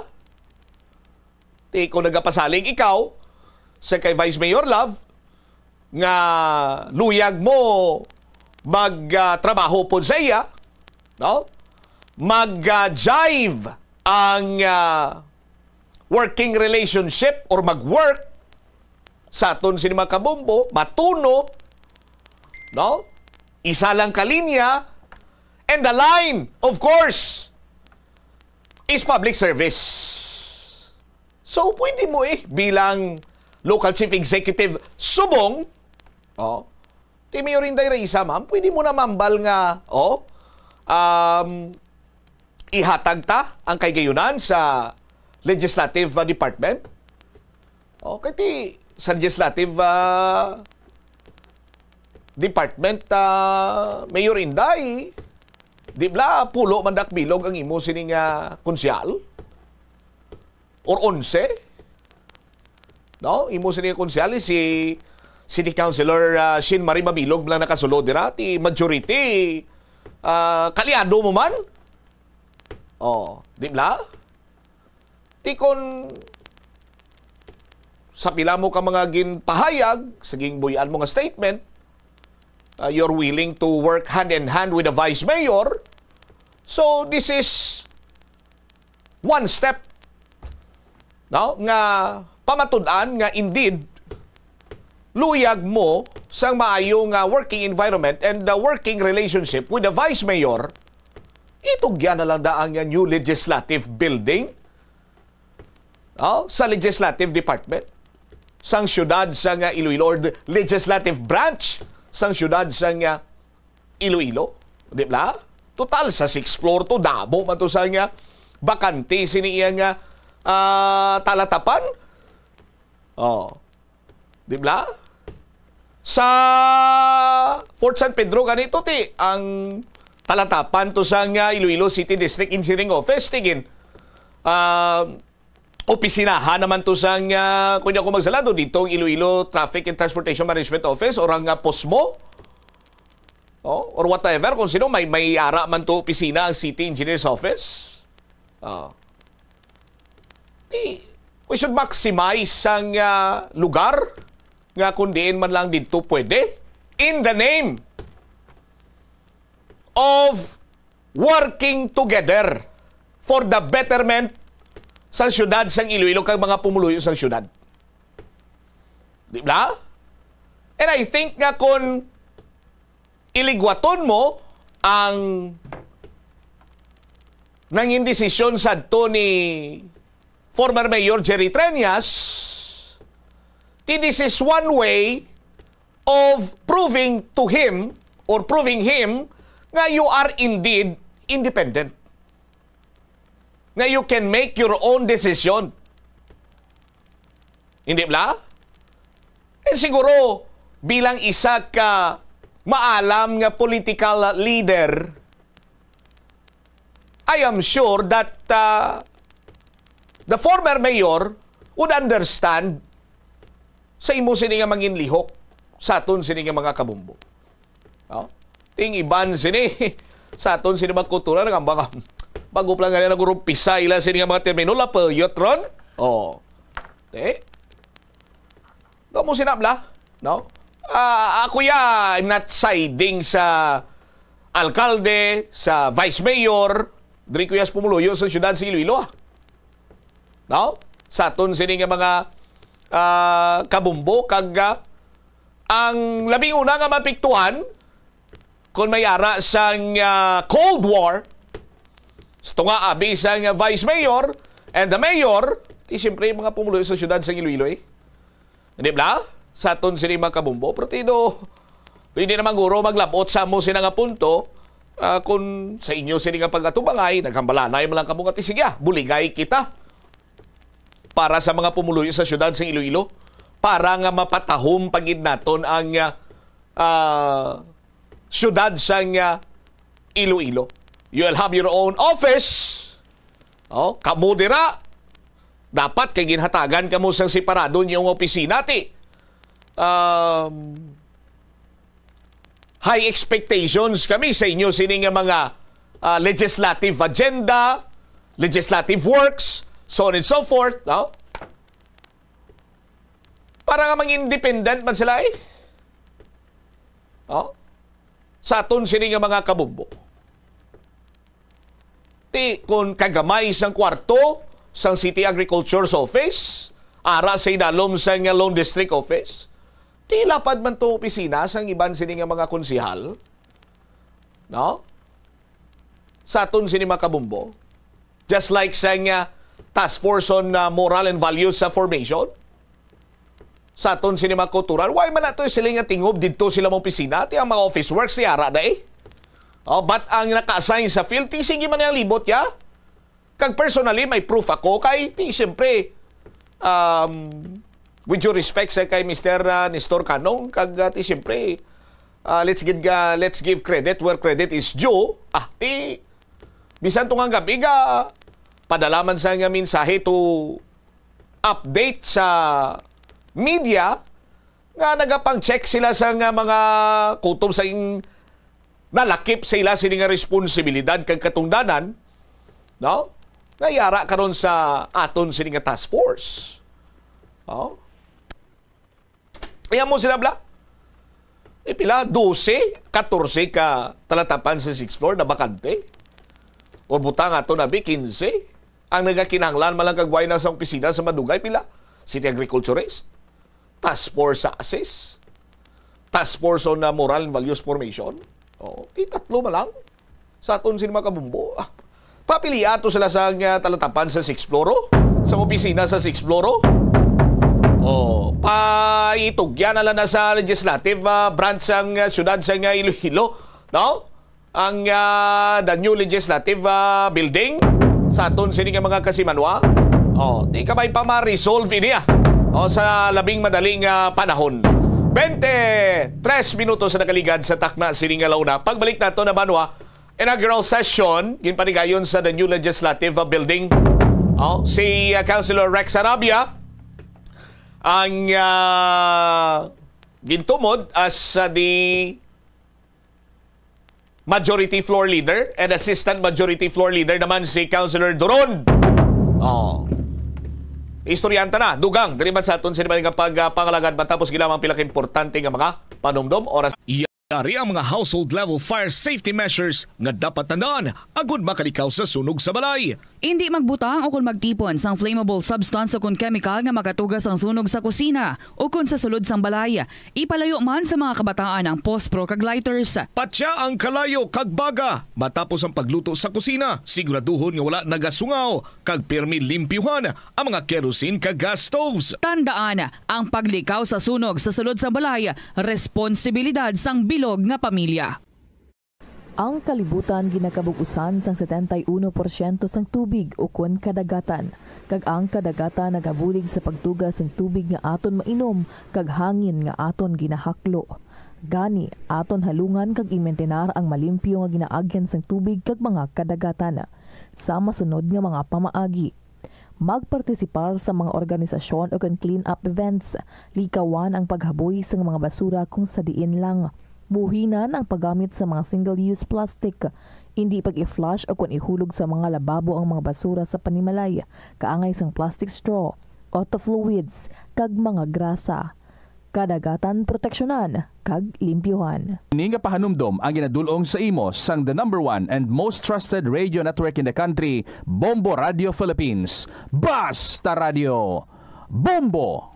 Hindi lamang sa jeans o kung tugas ang katigulangon ang rason sa hair loss o kung pagkaunot sang buhok. Natukiban sang health expert sa South Korea nga ang hair loss ang tuga sang environmental factors. Sa bugos nga kalibutan, nagalabot sa 4.2 million ang nagakapatay bangod sa outdoor air pollution suno sa World Health Organization. Mas sobra 90% sang populasyon sa kalibutan ang nagaistar sa populated areas sa diin ang heart attacks, aggravated asthma, irregular heartbeat kag poorer lung function ang pila lamang sa epekto sang air pollution. Ang kasubo kag depresyon ang hindi pareho nga balatyagon. Ang depresyon ang hindi gulpiyada lang nga nagakatabo sa isa ka tawo. Masami man nga ginakabig sa mga tawo nga depressed ini bangod sa kasubo nga nagakabatyagana. Ang kasubo temporaryo lang nga nagakabatyagan sang tawo kag masami nagadugay sang pila lang ka adlaw. Samtang, makabig naman nga nag-experience ikaw sang depresyon kung masobre na sa 3 ka bulan nga nagabatyag ikaw sang kasubo. Importante nga mahibaluan ang mga naga-trigger sa nga mga balatyagon, agud nga mahibaluan kung paano ini nga bulngon. Sa pagbugtaw mo sa aga, cold baladayon nga tubig ang imo ginainom? Ay, dali lang, wait a minute, para sa ininit. Suno kay Dr. Deborah Weatherspoon, isa ka advanced practice nurse, mas maayo nga mag-inom sang alabaab nga tubig sa aga. Paathag ni Weatherspoon, iniya nagabulig sa lawas nga magpagwa sang toxins kag naga-improve sang imo blood circulation. Sa mga babayi, ang pag-inom sang alabaab nga tubig ay nagabulig man kung ikaw nagasuprer sang peer. 27 minutos na nakaligad sa takna siningalaw na balik na diri sa pagpangalagad sa Bombohanay sa Udto sa Gyapon ko primo Bombo Chama Blanco Hover. Standby sa kay Bombohana anda sa natingayo na ang 11 sininga sesyon or the inaugural session sa 12th Congress 12th Sangguniang Panlungsod Council, no? Sa aton sininga mga kabombo dira sa may bag-uhuman but gulpiada lang naging kontrobersyal man nga new legislative building. Sa aton sinima kabombo, Rex Sarabia, Councilor Rex Sarabia, bago nga majority leader kag assistant majority floor leader si Councilor Romel Doron. Ano pang iban siniiyang nga mga nagtranspire sa inaugural session, magluwas to abi kag ginang ati ginapakigbahin man ni Ma'am Joy Gursal nga tawag siya ni naprobahan na or ginhatagan sa authority to sign, no? Sa sining increase sa sweldo sa mga empleyado sa Iloilo City Hall. Alright, check ta Bombohanan dasahan sa report. Please go ahead. Natigayo na sa buong Bombo Cham ang paghiwat sa inaugural session sa 12 Iloilo City Council sa buong adlaw kag sa buong ginhiwat nga inaugural session, medyo na late ang pag-umpisa sining supposedly 10 a.m. Medyo na late ni by 30 minutes kay pag-abot mismo sa pila ka mga konsihal kag pag-abot man ni Vice Mayor Love Baronda, yun patawag niya daw may secret meeting pa ini sila before nag-start. Secret meeting? Before nag-start ang iming session mismo. Daw closed door meeting. Demonstrahan lang sila, Bombo Cham. Okay. Tanan man sila Bombohana, hindi nga isa-isa lang? Oo. Aging patawagin ni Vice Mayor Love Baronda Bombo Cham ang 12 sini ka mga konsihal sa sagwa sang ining session hall. And by the way, Bombohana, may elevator ang new legislative building?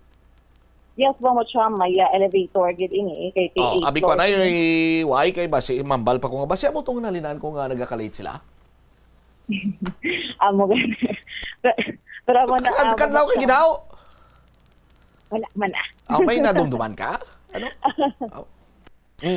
So amo na Bombo Cham 8 floors ni may elevator man but somehow before katong pag-upisa gid ang session medyo nadugayan although nga kamatuod nag-line up ini sila agod nga lawagon isa-isa sa pagsalod sa session hall. Basta medyo nandugayan ini sila sa may tagwa. Kay may ginapahipso pa siguro atong nadala sa may other matters ang pagpataas ng sweldo sa mga empleyado sa Iloilo City Hall. Ang ginasapol man anay ni Vice Mayor Baronda. Agod niya nahibaluan niya kung readjusted niya kung ano inyang bot silingon sa ining other matters man nga pasa dira sa may opisina niya.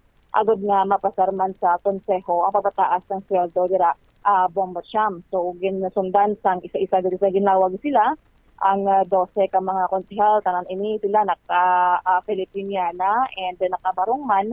And right after sila pangunahan mismo ni Attorney Cedfrey Cabaluna ang pagpangamuyo kag ginasundan sa pilata mga numero pa sa ining programa kag nag-formally start na ining ilaman nga session kag naghatag sang isa-isa nga inaugural speech nila and kalabanan diri sa ila ang unod gid sang inaugural speech ang pagpasalamat sa Pangulo yung Ilonggo kay former Mayor Jerry Treñas, Mayor Raisa Treñas Chu, kag pag-welcome gid kay Vice Mayor Love Baronda iya Bombo Cham. So right after si Vice Mayor man naghatag man sa iya inaugural speech, nagpasalamat din sa mga supporters kay just like sa mga ining konsehal nga Team Uswag given nga isa lang ang Team Sulong Gugma diri si Shin Marie Mabilog. Nakit-an gid nga nagpasalamatay man sila and isa siguro diri sa mga nagtatakman nga mensahe nga tigin hatag ni Nene Liliana nga move forward na kuno kay lipatan na ang natabo man sa ining eleksyon kag diretsyon na sa serbisyo para sa pumulo yung Ilonggo kay given nga nakasulod mo diri si Shin Marie Babilog from Sulong Gugma. So ini man pasalamatan do medyo malawig diri ang speech gani ni Shin Marie Babilog Bombo Cham sa iya pagpasalamat nga pagplastar niya sang gusto niya nga ang edukasyon kag employment diri man sa may syudad sang Iloilo. So ang ining speech iya ni Vice Mayor Baronda ginaundan man sa pagpasalamat sa iya ginikanan kini tambong mismo dito sa Dina si ang iya Iloy diri kag si Councilor Doc Nick Baronda, former councilor nga sa iya man nga inaugural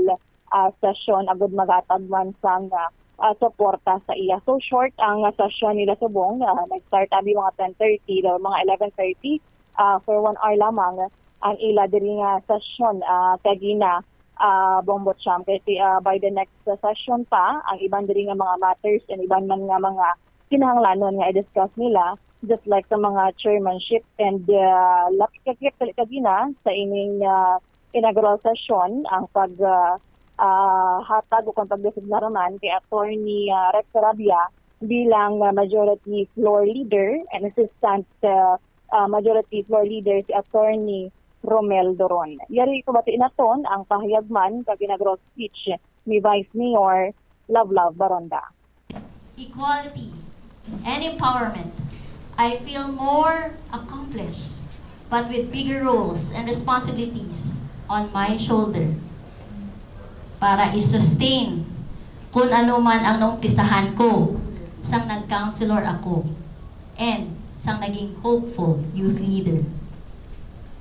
Kay bago na aton nga fresh mandate spread in this setting of this new session hall, I am steadfast to take greater steps forward, supported with the strength source from our shared vision and goals despite ang aton mga differences.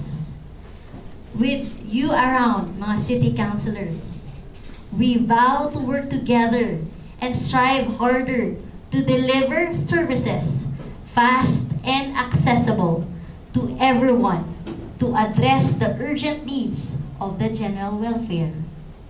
As you have entrusted us with a promising leadership, there is so much we can do, even with the limited resources, if we can make use of love and inspiration, driven by innovation and boundless potentials in building a society that fosters better opportunities for today and tomorrow's generations. So allow me also to kindly remind everyone nga always naton pagadumdumon that our loyalty belongs to the people who are the very reason why we are here to serve with selfless love, as we can't afford to fail or fall on empty promises. Sa akon mga fellow public servants in this very hall, halin sa mga city councilors, sa aton nga SP Secretariat, sa bugos nga empleyado sa Sangguniang Panlungsod, staff man sa mga city councilors, kag ang akon man nga mga mapisan nga mga staff, again, excited na gid ako makatrabaho kamo kag mayuhon tagid ani. Rest assured also, bilang inyo nga nanay diri sa Sangguniang Panlungsod, ang umahon tagid kamo tanan. Dako man ang akong pagpasalamat sa aton mahal na mga ako. Kung wala siya, hindi gid nini maging posible tanan. Salamat gid sa imo grasya kag sa imo blessing, Diyos ko. Sa tanan nga nagupod sa akon sa kampanya, sa akon nga mapisan kag very supportive nga magulang, Congresswoman Jamjam Baronda, kay World Mayor Jed Patrick Mabilog, nga siya gid ang nagpili nga magpadlagan ako Vice Mayor, kay siya gid nagput full trust in me. Sa akon man nga pamilya, halin sa akon nga daddy, kay mami, sa bugos ko man nga mga sisters and brothers, sa akon nga manager nga naghatag direksyon, sa mga staff nga wala nagbuya sa akon, sa tanan nga katabo sang sulong Gugma family, nga mga leaders, supporters and believers nga nagsalig kag nagbaka-baka gid para sa akon kag nagpalangga gid sang akon sang sobra-sobra. Sa tanan man nga mga Ilonggos who prayed hard, who supported, who believed, and took a chance on me, palangga tagid kamo tanan. So, Bombohan na? Yes, Bombo Cham na batian diri ang inaugural speech man ni Vice Mayor Love Baronda. Kag subong man kadlaw ti gin-confirm ang tatlo ka mga makabig naton mga mga very important appointment man sa kay Mayor Inday, namely the city administration or the city administrator si Mr. Melchor Tan, Chief of Staff ni Inday Mayor Raisa, si former punong barangay Jonas Villucelio, and the head sang Iloilo City Legal Council si Attorney Edgar Hill. So dari-appoint ini sila nga tatlo previously. Sila man yung mga appointed kag trusted person, no? Persons ni former Mayor Jerry Treñas sa Bombo Hana.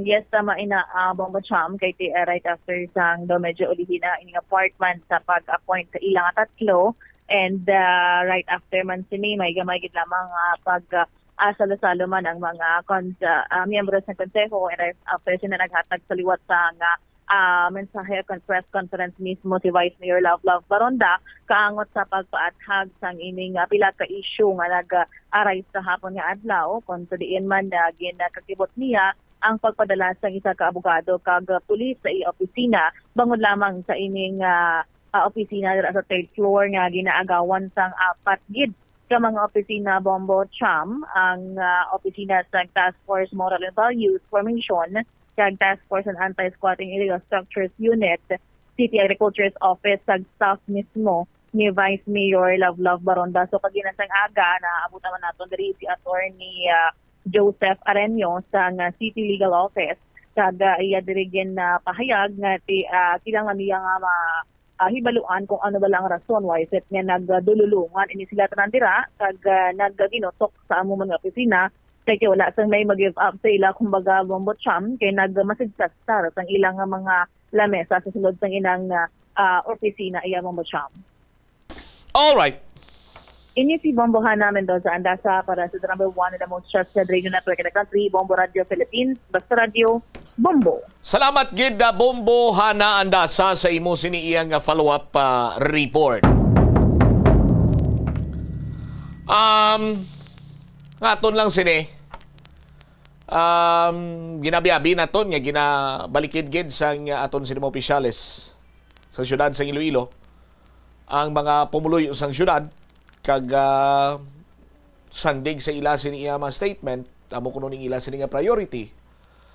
Pero gayo lang kita nga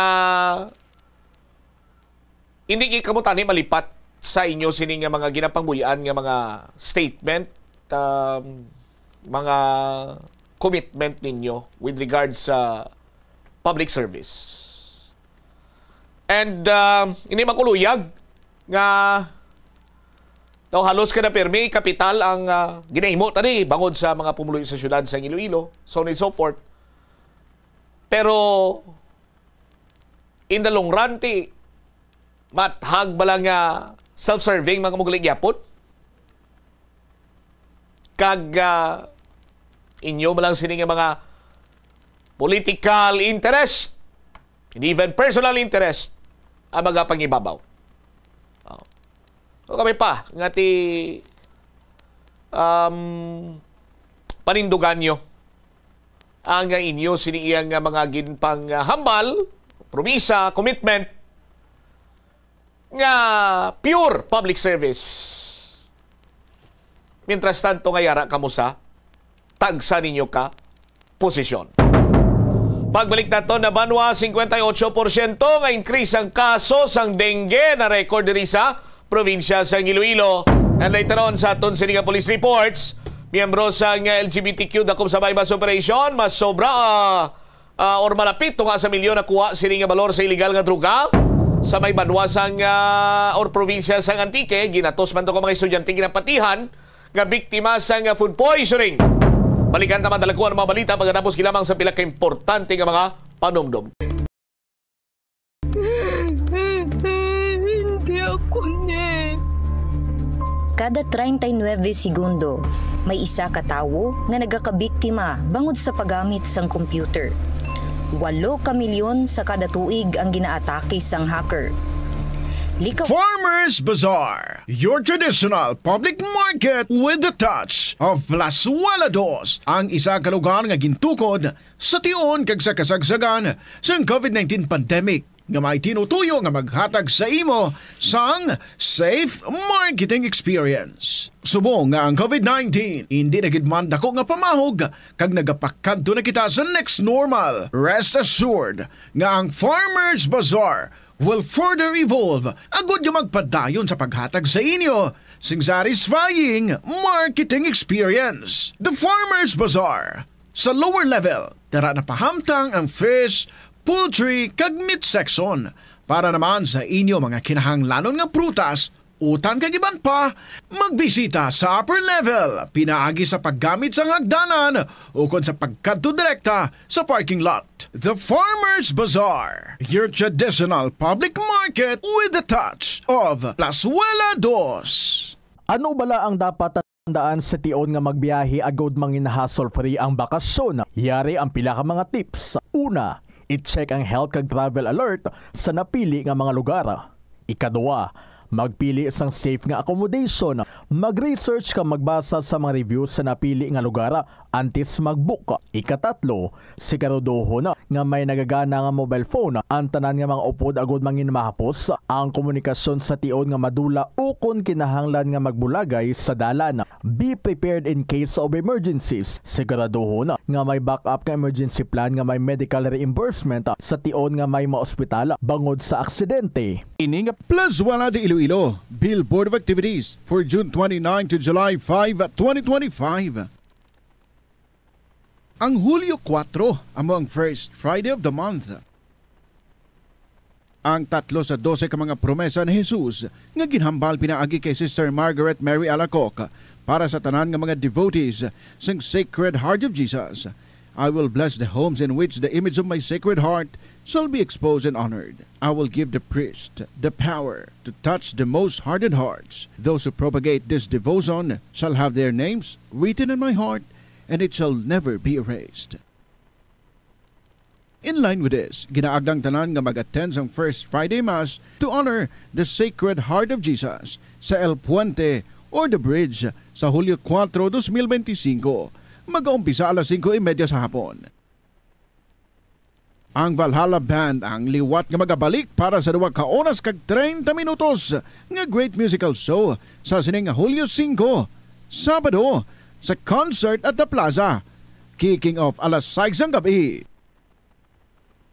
Sa tion sa musical show, napulo ka mga matahom nga Plazuela de Iloilo, special edition mags kag madamo pa nga iban ang igaparafol sa mga suki sa Plazuela de Iloilo. Sa Hulyo 6, Domingo, ginaagdang tanan nga mangin kabahin sa Eucharistic celebration nga pagahiwaton sa El Puente or the Bridge sa mga adlaw alas 11 sang aga. Sa tion sang Holy Mass, magpangamuyo kita sa Ginoo nga i-remind ang aton mga lideres sang conflicting countries nga ang violence hindi ang sabat sa tanan nga sahi sang misunderstanding. Plazuela de Iloilo, we remain to be one with you in the common hope for a better community and a progressive country in 2025. Panugyan na rin sa eksperto kung kwarta ang paghambalan. Apesar limitado ang imo abilidad nga mag-invest, ang gamay nga contribution sa investment accounts ang makabulig sa imo nga maggamit ang earned money nga maka-generate sang dugang nga income. Ikonsiderar ang pagbukas ng retirement account o kung iban nga investment account. Ini nga pahanumdom ang ginadulong sa imo sang the #1 and most trusted radio network in the country, Bombo Radio Philippines. 7 minutos na kaligan sa takna siningalaw na. Balik tayo sa pagpangalagad sa Bombo Hanay sa unto sa DYFM Bombo Radio Iloilo. Standby sa kay Bombo Jomar Villa, 58% nga nagsaka ang kaso sa dengue sa probinsya sa Iloilo. Kung ipanggin sa nakaligan sa tuig, masobra na 50%. Check tabala si Bombo Jomar. Bombo Jomar sa report. Please go ahead. Nagsaka sa 58% ang kaso sang dengue subong sila ito ikon ipanggid sang naglikad sining tuig 2024. Subong suno diri sa kay Dr. Maria Socorro Quinion ang head sang Iloilo Provincial Health Office, nagadangat na sa 200 o kung 2,511 no 2,511 ang na-record nga na igo no sa sining nasambit sa karon nga balatian halin January tub June 2025. Mas mataas ini ko ipanggid sa naglikad sining tuig nga ara lamang sa 1,586 no sa naglikad sining tuig kag mas madamo ang na-record sining nagkalamatay subong sining tuig kaysa nagligad nagdangat lang sa 5 ka mga individual ang gibawian sa kabuhi subong nagdangat na sa pulo sunod diri sa natungdan na Bambuchamp. May mga kabanwahanan man nga ginapukusan ini sila bangod nga may mga na-record no nga may pinakabataas sini nga kaso sa bilog sining makbanuhanan sa probinsya sang Iloilo. Kaangay ang banwa sang San Joaquin nga mo ang nagapangunaman sini sa pagsaka sang sining nasambit sining kaso kag sa subong sunod sa tungdan ginapasangkad na nila ang ining pagpatigayon no. Importante gisaran ang pagpanglimpyo although nga may mga gina-provide man no nga mga chemicals ang tagsa ka mga local government unit sa mga kabarangayan Bambuchamp, pero nagakinahanglan sa gihapon nga mag-participate ang pumuluyo paagi sa sining alas 4 kontra mosquito. Ang ining nasambit sining karon nga programa gina-implement ini sa kabilugan no sa probinsya sang Iloilo kada alas 4 sang hapon kada Lunes di suno gani sa nasambit sining talatapan nga mas mayo no kon may mga tiempo malang nga mas mayo nga adlaw-adlawon no ang pagpaninlo hasta nga masipot ang mahiko kag mga bagay nga mahimo pangitlogan sang mga lamok nga may dala karon sang dengue diri Bambuchamp. So ginalantaw man sini nga posible ang mga banwa nga may mga mataas sining kaso sang nasambit sining balitian posible nga kulang ang ila sini karon yang pagpartisipar no kun ining pagpanglimpyo agod nga malikawan ang paglapta sa sining nasambit sining balatian nagpahayag man sini nga dapat padayonon ang ining pagpangampanya kontra dengue sa may bahin sa probinsya sa Iloilo kag nag-advise man natungdan nga hindi pagpabayaan no ang mga kabataan kay usually sini sila amo ang masamiman no nga maigo sa nasambit sining balatian bangod nga bisan diin lang sila maglagaw especially sining mga kabataan maghampang-hampang kag dapat pusuksukan gid no sang mga malagba sining mga padapton agod nga hindi dali makagat sa lamok pananglitan kod baka eksperyensya sang sintomas sang dengue usually sina mga trangkaso kag makitaan sang sintomas. So mas mayong i-consult gilayon no sa may pinakamalapit sining health center kay man magluwas sa dengue damo pasubong man sa mga balatian no ang ginabantayan ti angay sini sa mga impacts no kuning monkeypox. Hapos Bombo Jomar maghambal nga magpakonsulta sa pinakamalapit nga health center ti ko kontra ka bisan nagligad nga eleksyon abe. Kung kontra partido ka makadto ka sa health center. Ati mula na galing kun kontra partido kaw bumbutsam kag hindi dapat mag-amo sina hindi dapat mag-amo sina nga kay kumo lain yang insuportaran mo nga politiko hindi ka na maka-avail sang libre nga services sang gobyerno niya musna sa mga kabumbo na nato na napabalo ko na kadaan sinyo basi kung may mamo ko muna masalapuan sinihan nga sitwasyon bla palabot mo yun sa bumbo para nga maplastar ta na kag ipalabot naton sa mga nagakigo sini nga talatapan sa gobyerno man nga naga disiplina sa mga kasubong sini akto sang pila ka mga tawo man sa gobyerno Pasingit man kung doga pano suplada or ano da vlog pasingit man babutsam actually may aran isang fast lane no ang mga ospital sa probinsya especially kung ang imo sa dengue balatian do na igo karon sa makitaan kabi kasintomas karos dengue bumbutsam no ti may mga fast lane ina siya nga ginabutang sina daw kilo kun sa unang tiyempo nga duway pagid sang gaduging mga balatian nga ni kay tiner kalas balay mo pangrumbot ka lang hapon pagbalhas mo okay ka na mo no ti subong ya kinanglan mo gid mag pa-check up especially kung karasis ka daw or maka-avail ka daw kung makaangkon ka sa sintomas sa sining manasambit sining balatian. Aray blanong kabahin sa payag ni Dr. Maria Socorro Quinion, ang Iloilo Provincial Health Officer.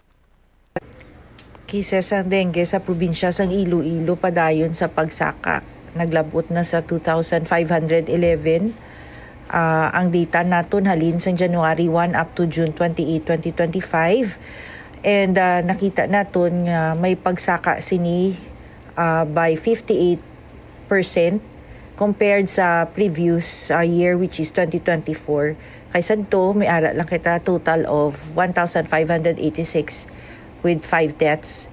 So subong nga tuig sa 2025 may pulo na kita nga mga Ilonggo nga nagkalamatay.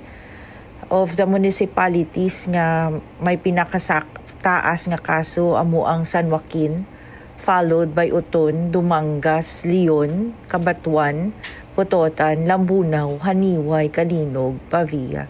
So these are our top 10 municipalities. However, kung lang taon nimo ang mga new cases, no, ang may pinakadamo gid sa isa lang ka semana may ara 20 ka new cases halin sa Uton, and then may ara sa Haniway nga 15 new cases, and then Dumangas with 14 new cases, Barotac Nuevo with 13 new cases, and ang Pavia may pulo no at upod sa Lambunaw kag Barotac Beo tagpulo. So all in all, 2,511 cases including 10 deaths. Ang mga kabaranggayan nga may clustering of cases, 39 na ka mga barangays of sang last week. 23 lang ka barangays ang may clustering of cases, which means that there is a 70% increase, no, sang barangays with clustering of cases sa isa lang kasimana. And ang ahuy sa poblasyon, sige ang clustering of cases, followed by poblasyon in Alimudyan, in Barotac Nuevo, Lagubang, Barangay Lagubang, Monpon, kag sa Lihid, ang may mga clustering of cases. Sa Barotac Viejo, Vista Alegre, sa Bingawan sa poblasyon, Kabatuan sa Tabukan, kag Tering, sa Kalinog, Barangay Libot, sa Carles, Kabilaw, Pequeño, and sa Concepcion sa poblasyon, Dumangas, may ara 5 ka mga barangayan nga may clustering of cases, Bulilaw, Palok Suol, Bakong, Ilaya 3rd, and Cayos. Sa Haniway, sa Hibulo, Lambunaw sa poblasyon Ilawod, Leganes, ara ang clustering of cases sa poblasyon Napnod, and sa Lemery, poblasyon SE Zone, Leon, 3 man sa Gyapon ka barangay nga may clustering of cases, Birisur, poblasyon Talakuan. Sa Uton, 4, ara sa barangay Buray, Santa Rita, Batuan, Ilawod, Kabuluan Sur. Ang Pavia, ari naman, nagasaka naman ang mga barangays nga may clustering of cases, ara to sa Balabag, Hibawaan, Pagsangaan, Tigom, Ungka 2. Sa Putotan, may ara 3, sa Barasan, Igang, Kagibuangan. Sa Santa Barbara, Barangay Zone 6, kag sa Sara, sa Divera. So, at sa aton nga mga pumuluyo, we know that sige man kamo sa bulig, no, sustener sang aton nga programa kontra dengue, ang alas 4 kontra mosquito, no, tagalunis ina, no, pero sa gihapon nagasaka ang aton cases, most likely basi ang wala upod sa aton nga programa, amuna sila ang nagkalatnan man sang dengue, or hindi lang tani, no, hindi lang kita madulaan paglaom. Sige. Momo Jomar? Si Dr. Maria Socorro Quinion ang head sang Iloilo Provincial Health Office. Ang sa todris pagpungusisa naton, may mga bintahaman gali ang pagtanom sang tanglad. Pambutsam, hindi lang butsilingon nga ti ginagamit butang da sa mga Bisaya manok, no, magluto ta butang tag payas be. Iban sa na butang tanglad. Musong pagtanom kuno sang tanglad, mahimo man nga makabulig sa pag hagan-hagan sa kadamuon sang lamok sa aton sining palibot. Pambutsam. All right. So unang latest no, ang ining dengue cases sa bahin sa probinsya sang Iloilo. Ini si Bombo Jomar Consumo Villa para sa number 1 most trusted radio network in the country, Bombo Radio Philippines. Basta Radio, Bombo. Salamat ginda Bombo Jomar Villa. Madugay na nga problema nato ng dengue, but do kasubong sa gyapon nga nabudlayan kita nga maglikaw sini Banwa. Ano ba lang ang problema? Sa diin ba lang problema? Kaya halos tanan nakaprogram naman. May mga alas 4 kontra lamok. Sa una to may mga 4 o'clock habit, so on and so forth. Kalikiti ko kaisa, kita man mismo ang aton siniiya nga pagpabaya or makalita-lita lang kita, malipatan ta. Ang pinaka-importante sini nga hilikoton sa aton siniiya nga puluyan. Dira kita kag atakiyo namo na blang ginapaalinton gid nga tagsa sini ka sa aton sini makabombo limpyuhan inyo sini nga ugsaran. Munang pinakahapos sini Banwa nga himuon para nga makumbat naton ining dengue ho. Ingagawon ko balita ni Bombo Krill Milyesa, miyembro sa LGBTQ, narikoberan sa nga lapit tunga sa milyon nga balor sa illegal sini nga droga sa ginakasa sini nga buy-bust operation. Why napili subong yan kung sino yang nagaduso sa nga illegal sini nga droga do halos tanan niya do mo na ni sini nga ginapili karon niya nga Mambal na ton, posible negosyo kulba kapital. Kung hindi madakpan ti hamungaya, kung madakpan ti kung isa ang hindi niya ihaya ka man pero kalabanan siniya nagakadakpan gid. Bombo Krill sa report, please go ahead. Arestado sa bypass operation ang isa ka membro sa LGBTQ+ sa Barangay Bacau, Mandurriao, Subong nga adlaw, July 2, 2025. Sa interview sa Bombo Radio kay Police Captain Val Campbell, hepe sa Police Station 10, Mandurriao, Iloilo, ginkilala ang arestado nga si alias Teya. 24 years old, ka-presidente sa Barangay Bacau, Mandurriao, kaginasabing ini siya nga high-value individual.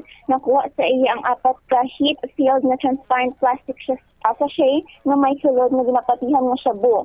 Kag may kabukaton nga 60 grams, kag may standard drug price nga 408,000 pesos. Suno kay Campbell, nakaagi naman nga daan peso ang suspect angot sa kaparehong man nga kaso. Sang nagligad nga tuig, kagang nakagwa siya. Sang nakagwa, ini sa presuhan, niwat ini nga nagbaligya sang illegal na droga. Dugang pa ni Campbell nga may koneksyon ang arestado sa sulod sang presuhan kung sa diin niya ginakuha ang supply. Kag ginadistribute na ini sa gwa kung sa diin ang iya mga target, ang mga kabataan, kag mga lalaki. Sa initial nga interview sang kapulisan sa suspect, may mga suki ini nga ginabaligyaan sa nagkalailain nga distrito sa siyudad sang Iloilo, kag amo ang Arevalo, Molo, La Paz, kag Haro. May ara naman sa ibang pangalisod names ang mga kapulisan nga ango sa kaso ni alias Teya, kag padayon ang ilang investigasyon. Subong, ara sa kasudiya sa Iloilo City Police Station 10 ang suspect, kag may positibo, kung magpositibo siya sa drug test, pag atubangon niya ang kaso nga paglapas sa Republic Act 9165 o Comprehensive Dangerous Act of 2002. Yari pabati nato na ang pahayag ni Police Captain Val Campbell, hepe sa Police Station 10. Sa mga 12:35 in the morning, July 2 na ini, may isa kita ka successful operation na ginikandak dira sa may Barangay Bacau, Mandurriao City, kung sa diin. Ang aton nga suspect is nabaklan sang worth 15,000 pesos legal nga droga. So sang gin-effect na ang arrest, additional nga mga illegal drugs ang na-recover sa iyo. May estimated nga kabugaton nga 60 grams or may standard drug price nga 408,000 pesos. So because of the quantity sa illegal drugs nga na-recover, Ma'am Krill, arestado nga si alias Teya, residente man ni sang Bacau, makonsider nato nga isa siya ka high value individual, and at the same time nakagi naman ini nadakpan sang kasubong man nga kaso previous years kag nakagwa lang. Sino to, alias Feya? Sir, alias Bombo John, alias Teya. Alias Feya kun gabi.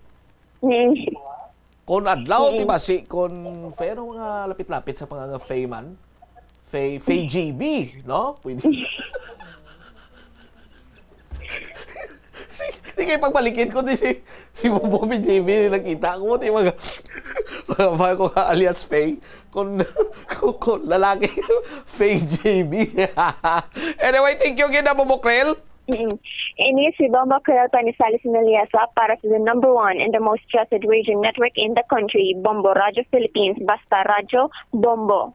Salamat, Bombo Fey. Bombo Krill Naliasa. So, Maria kagusip. Basta yung mga ngalan niya ito, mga Fred o kung ano, basta grabe, no? Kabalo man sila basta membro sang LGBTQ gani muna kung nakilala ko pa membro sang community. Galing kiti ginagaling dakop to by baso tapos subong pag nakagwa lang pagwa niya nagbaligya sa luwat sa illegal sininga droga hindi mayo. 5 minutos na nakaligad sa takna sa Nigalas to standby na kamo sa kahapon lamang program kaupo naman sa kay Tita Richin. Ini si Bombo Chama Blanco over gabilin sa imo sa mananay nga hapon. May God bless us all. Para sa the #1 and most trusted radio network kinakantri ang Bombo Radio Philippines. Basta Radio Bombo. Yari ang mga simpleng paagi agod makakinot sang tubig. Tinguba ang mga lalabahan kag tinguba man ang pagpanglaba. Ang pagpanglaba sang isa ka bes sa isa ka semana ang nagakinot sang nagalabot sa 50 litro sang tubig. Kung nagagamit sang washing machine, iset ini sa mas manubo nga wash cycle. Makakinot ka na sa tubig, makakinot ka pa sa enerhiya. Nga ginadubilian ang iligal nga droga. Makamamatay. Ang nagagamit sang shabu posible mapatay tungod sa cardiac arrest o kung hindi gani tungod sa drug overdose. Makaguba sang lawas. Makadulot ini sang pagkaguba sang kidney o kung pag-angkon sang hepatitis. Posible man nga malatnan sang acquired immune deficiency syndrome o kung AIDS. Maglikaw sa iligal nga droga para sa matawhay kag malinong nga komunidad kag pamilya. Yari ang mga simple nga paagi agod makakinot sang tubig. Kaayuha ang mga taga sa tubo o kon hose. Hindi tanan nga taga sa mahapos kagilayon nga makita tungod ang mga tubo o kon hose ang nakalubong sa duta o kon semento nga bahin sang balay. Kung magsigi ang mga tagas nga ini, mahimo nga magalabot sa 10,000 ka litro sang tubig ang mausik sa isa ka tuig. Maggamit sang leak detection tool o kon magkonsulta sa mga eksperto kung may pagpangduwa-duwa nga may tagas sa mga tubo sang tubig agod ini gilayon nga makaayo. Wala sang adlaw nga ginapili ang mga aksidente. Gani ari ang mga tips nga dapat tandaan sa tion nga nagamaneho.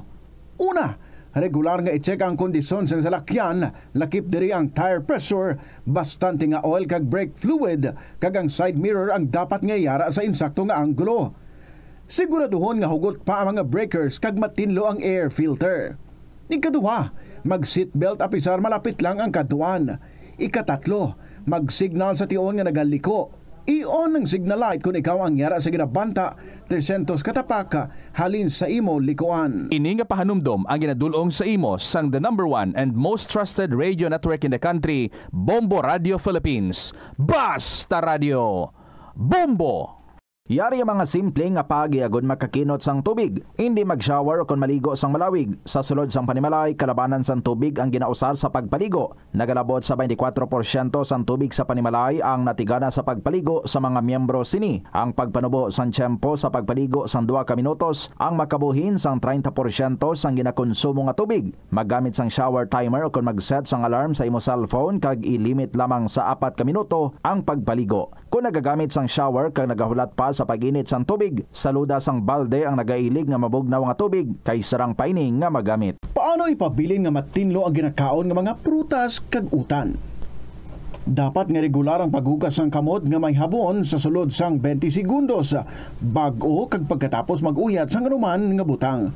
Hugasan sa maayo mga prutas kag utan gamit ang tubig bago ini kaunon o kun isimpon sa ginaluto nga pagkaon. Likawan nga maggamit sang habon o kun bleach o kun anuman nga kemikal sa paghugas sa mga ini. Lutuon sa maayo ang mga utan agod mapatay ang mga mikrobyo nga nagatapik diri. Kung ikaw may ubo o kun sipon, mas maayo nga itugyan na lang sa iban nga miyembro sang pamilya ang paghanda sang pagkaon agod malikawan ang cross-contamination. Ini nga pahanumdom ang ginadulong sa imo. The Farmers Bazaar, your traditional public market with the touch of Plazuela Dos, ang isa ka lugar nga gintukod sa tion kag sa kasagsagan sa COVID-19 pandemic nga may tinutuyo nga maghatag sa imo sang safe marketing experience. Subong nga ang COVID-19 hindi nagidman dako nga pamahog kag nagapakadto na kita sa next normal. Rest assured nga ang Farmers Bazaar will further evolve agud yung magpadayon sa paghatag sa inyo sing satisfying marketing experience. The Farmers Bazaar sa lower level, tara na pahamtang ang fish, poultry kag meat section para naman sa inyo mga kinahanglanon nga prutas, utan kag iban pa, magbisita sa upper level pinaagi sa paggamit sa hagdanan o kon sa pagkadto direkta sa parking lot. The Farmers Bazaar, your traditional public market with the touch of Plazuela Dos. Dungan sang pagtigulang, nagataas man ang risgo sang vitamin deficiencies nga nagatugas sang physical kag emotional changes. Santo sa isa ka scientific study, ang B vitamins ang importante agod nga mag-function ang body cells nga nagabulig sa metabolism, paghimo sang bago nga blood cells kag nagabulig sa pag-maintain sang healthy skin cells, brain cells kag body tissues. Magluwas sa supplements, lakip sa mga pagkaon nga bastante sa vitamins sa moang karne, whole grains, prutas, gatas, cheese kag mga ulutanon. Gabulig sa paglikaw sa nanuhay tuay nga balatian ang simple nga pagkaon sang citrus fruits kaangay sang pomelo nga puno sang powerful immune boosting antioxidant. Ang pomelo ang puno man sang lycopene, isa ka anti-inflammatory, anti-aging antioxidant nga nagapanami sang supat. Ang duga naman sang panit kag dahon sang pomelo ang natukiban nga makapatay sang cancer cells kag nagapalikaw sa paglapta sini sandig sa test tube studies. Yari ang mga importante kag praktikal nga mga pamaagi agud makakinot sang tubig. Sa kusina, magamit sang yahong ukon labador sa paghugas sang mga ulutanon ukon prutas. Magdesignar sang baso ukon water bottle agud gamiton sa bilog nga adlaw agud indi magsigi panghugas sini kada matapos ang pag-inom. Kung aksidente nga may nahulog nga ice o kunyelo, hindi ini pag-ihaboy. Sa baylo, ibutang ini sa mga masitera sang tanom. Kung may bilin man nga yelo o kung tubig sa baso nga ginimnan, tipunon ana ini sa balde, agud ibunyag sa mga tanom antes hugasan. Paano ba lamang kalikaw sa aksidente sa dalan? Iyari mga tips nga dapat tandaan sa tion nga nagamaneho. Una, likawan ang masaming nga pagsaylo sang linya. Ang swerving o kung pagsaylo sang lane sa isa ka delikado nga maneuver nga masamig ginatunaan sang bunggo anay. Kung himuon ini, siguraduhon nga may bastante ang oras kag espasyo. Ikaduha, i-check ang blind spots. I-check ang mirrors kung clear ang alagyan. Magbalikid o kung maglantaw sa nagaagi sa ibang nga anggulo, agud makasigurado nga maathag ang alagyan. Ang responsable nga driver ang masaming nga handa sa anuman nga aksidente. Kabahin na sang pagkaresponsable ang pagkuha sa nga insurance agud masigurado nga may peace of mind sa dalan. Ini nga pahanumdom ang ginadulong sa imo sang the #1 and most trusted radio network in the country, Bombo Radio Philippines. Basta Radio Bombo! Tanan kita mayara sang mabulig agud pakibatuan ang climate change. Magamit sang bag nga pwede magamit sang liwat-liwat agud mabuhinan ang plastic bag nga ginahaboy. Bangod dinhi nagatugas ang greenhouse gases. Ikaduha, hindi masumi magamit sang computer. Kung 4 ka oras lamang sa isa ka adlaw ang imo nga paggamit sang computer, makabuhin ka na sang carbon dioxide emission nga 83%. Ikatatlo, kung malapit man lang imo nga kaladuan, mas maayo nga maglakat o kung magsakay na lang sa bike. Magluwas sa makakinot ka na, mabuhinan pang polusyon nga nagatugas ang climate change. May kilala ka bala nga mga bata nga mahilig sa video games? Nagausik bala ini sang inoras sa paghampang sang iya ginakaadikan nga games. Isa ka pagtuon sang American Academy of Pediatrics ang nagapahayag ngang sobra-sobra o kun inoras nga pagtiner sa paghampang sang video games ang makadulot sang depresyon, anxiety kag manubo nga grade sa eskwelahan. Suno sa mga eksperto, Ito ang Bombo Radio Philippines. Fully digitalized, numero 1 sa balita, komentaryo, drama at serbisyo publiko. Bombo Radio Philippines. Bombo Radio Philippines. Ang inyong #1 at most trusted radio network in the country. Basta Radio Bombo! Good afternoon, mayong hapon gid sa inyo tanan mga kabombo. Balikay kita para sa kahapon lamang program. Ini si Tita Regine on the 2nd day of July 2025. Beautiful Wednesday. I hope beautiful man ang tanan din na, especially ang feelings inside. Doing good and doing great. Kumusta man ang mga kasaysayan dira? Tapos na? Done? Finished? Pwede na nga ma-email sa bombo_iloilo@bomboradio.info or kung ginsulat, then ipadala na sa kahapon namang program DYFM, Bombo Radio Iloilo, Sky City Tower, Mapa Street, Iloilo City. Pwede man bitbiton ang kasaysayan. Kung may mga entries, ilakip na lang sa paghulog diri sa estasyon sang Bombo Radio. 13 minutes after 2 o'clock, ini si Tita Regine of the Nakikita for the next hours or minutes na lang ang nabilin.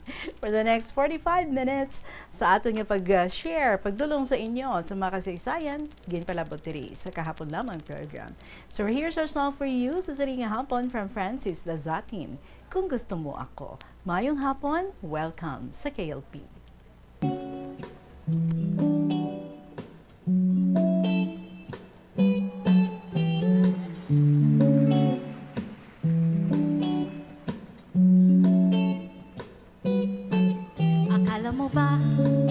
Mapapaibig mo ako sa mga dala mong rosas. Mamahaling tsokolate ang pilit mong diskarte, magmukha ka lang galante. Kasama mo pa ang iyong barkada, patsintonadong nang haharana. Mga linya mong pangserye, wala naman sa sine, wag itataat sa swerte. Kung gusto mo akong ligawan, wag mong daanin sa paspasan. Kung gusto mo kung makasama, higit pa sa kilig ang dapat mong mapadama.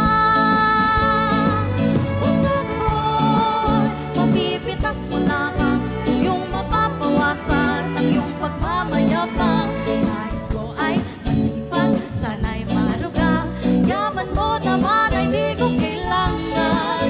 Sana'y huwag kang paghihinaan, kung tunay nga at tapat ang iyong nararamdaman. Di kailangan perpekto ang iyong mga galaw, kailangan lang naman may paninindigan.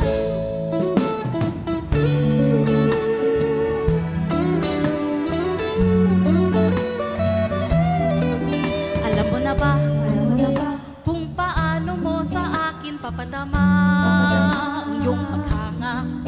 Sana'y bigyan ng kulay eksena sa aking buhay, kung mahal mo nga kung tunay.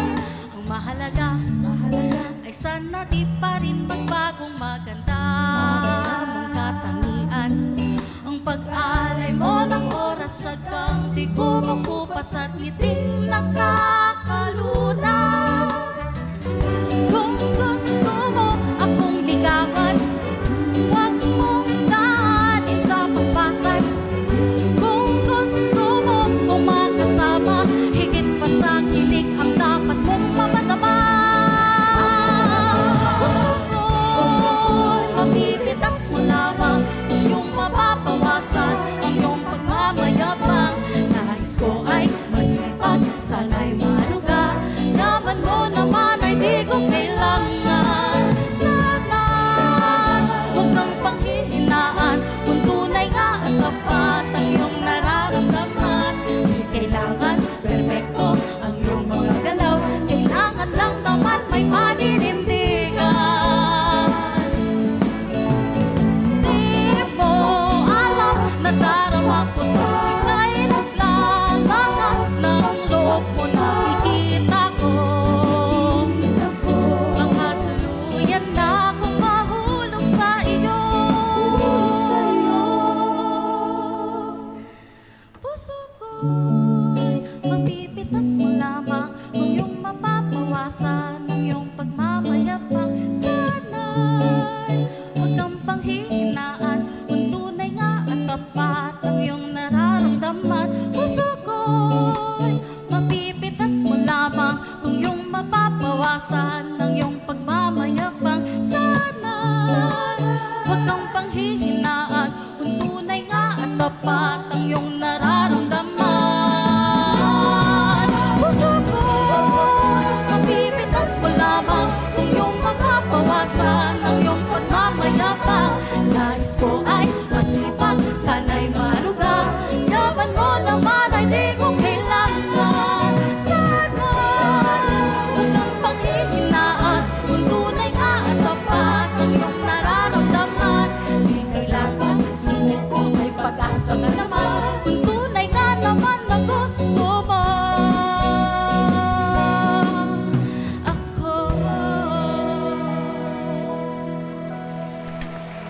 Kung gusto mo ako, Francis Lazate, on a beautiful Wednesday afternoon. 18 minutos na makalipas ang tap ng alas 2. Updanay kita, this is Tita Regine. Kag-upod ta ang mga istorya, ginpalabot diri para sa KLP.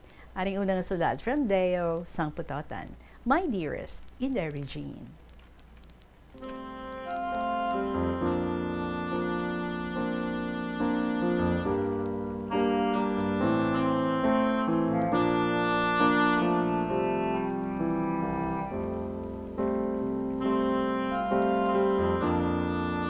Good afternoon everyone to all the members of Bombo Radio Philippines, kag syempre sa mga avid listeners, classmates, and KLP lovers, kag ilabinagid sa imo in the Reg, sang kahapon lamang program nga naging favorite sang tanan every afternoon. Salamat.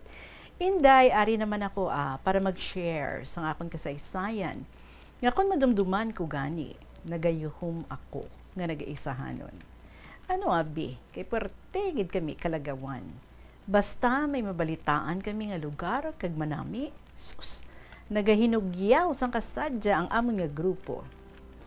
Sige nun gani Inday, ang amon nga destinasyon, amo ang Bukhari.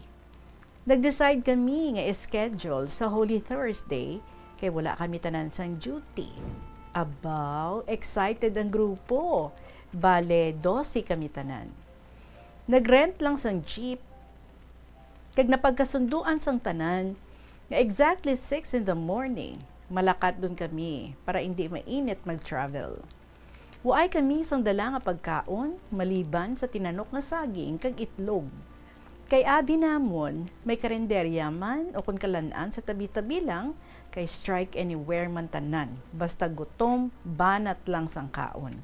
Bawal kung maarte ikaw, hindi pwede sa amon grupo.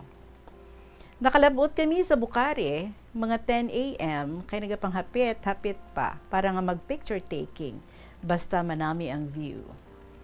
Inday, nag-decide na kami nga magsaka sa tuktok sang bukid. Nagapanglakaton doon kami, mabatyagan mo gid, ang malamig nga simoy sang hangin, kag mahamot nga usbong sang pine tree. May ara nga footwalk sa Aragyan, pero wala pagid mahuman. Mas malawig ang walang footwalk. Gani, madasig kami nga ginkapoy kapanaw. Dayon takason, pasaka sa ibabaw.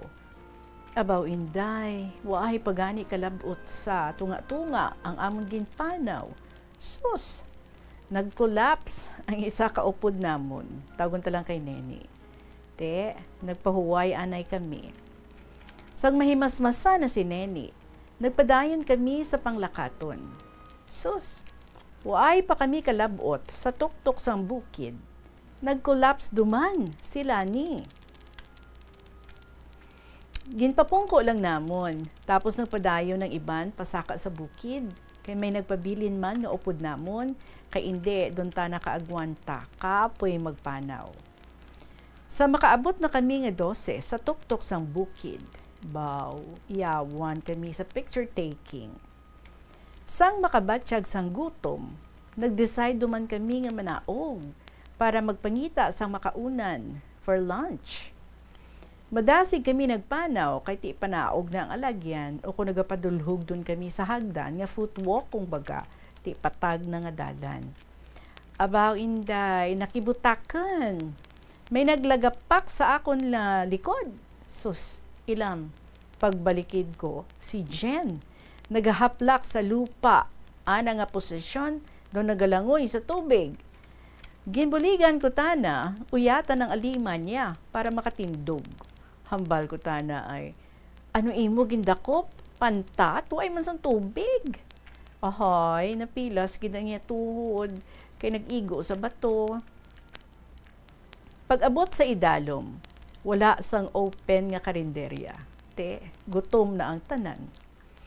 So Inday, nagpalihog kami kung pwede, bisan kanon lang, kag itlog, amon darapli, ayos lang, kay gutom na gid. Sus, do harab kabuang ang hamal namon sang kanon. Manamit abi magkaon, kung mainit ang tinigang, bisan itlog lang ang dapli, ay nabusog man kami tanan. Pagkatapos namon nga mag-lunch, nagkadto duman kami sa ilog. Sa suba, naglatay kami sa hanging bridge. May mga badyaw sa idalom. Ginahabuyan sa nga coins. Sus, nagaaragaway sanda, pauna-una kuha. Samtang nagapanaw kami, sus, nakita namon ang bunga sang sayote, nagakarabit-kabit lang. Sobra gid ta nakadamo. Abaw, nagbakal kami, kay barato man lang. May ara duman nga, buko, ginabaligya, barato, 10 pesos ang isa. Huwag wala ako maghambal. Ay bisan itaod ay akanakon, hindi takon magbitbit, mabugat. Takason pa abi ang dalan, tapos marayo pa ang ginparkingan ka jeep sa main road. Abaw inday, may naglabay nga pick up, buay sang upod ang driver, ginparahan namon. Mayad man nagdulog. Ti imagine, 12 kami ginpasakay na hasta sa main road. Abi mo inday, pag uli ay sus, kanya-kanya nga bakintol sa mga ginpamakal nga sayote, kamatis, radish, star apple, and kamote. Ay ilam, tuman gigasadya, amon tanan. Inday, tub-tub na lang anay diri, kay daw malawig na, ining akong teleserye, so basi inakapoy na ikaw basa. Please, correction is under your care. The greatest privilege God has given us is the freedom to approach Him at any time. And P.S. Para sa tanan ng mga classmates, Suki, listeners, and KLP lovers, nga kaangay kong senior citizen, halong gid permi kung maglakat, hinay-hinay lang. Pasi makadasma ka mo ay mabudlayan dun, ibalik sa normal. Madamo yung salamat. God bless us always. And may the Holy Spirit open our hearts to love, to kindness, mercy, forgiveness, life, and fulfillment. So thank you so much for reading my letter, Inday, and keep safe, good health, protected, more power, and blessed. Love and prayers, Deo Sangputotan.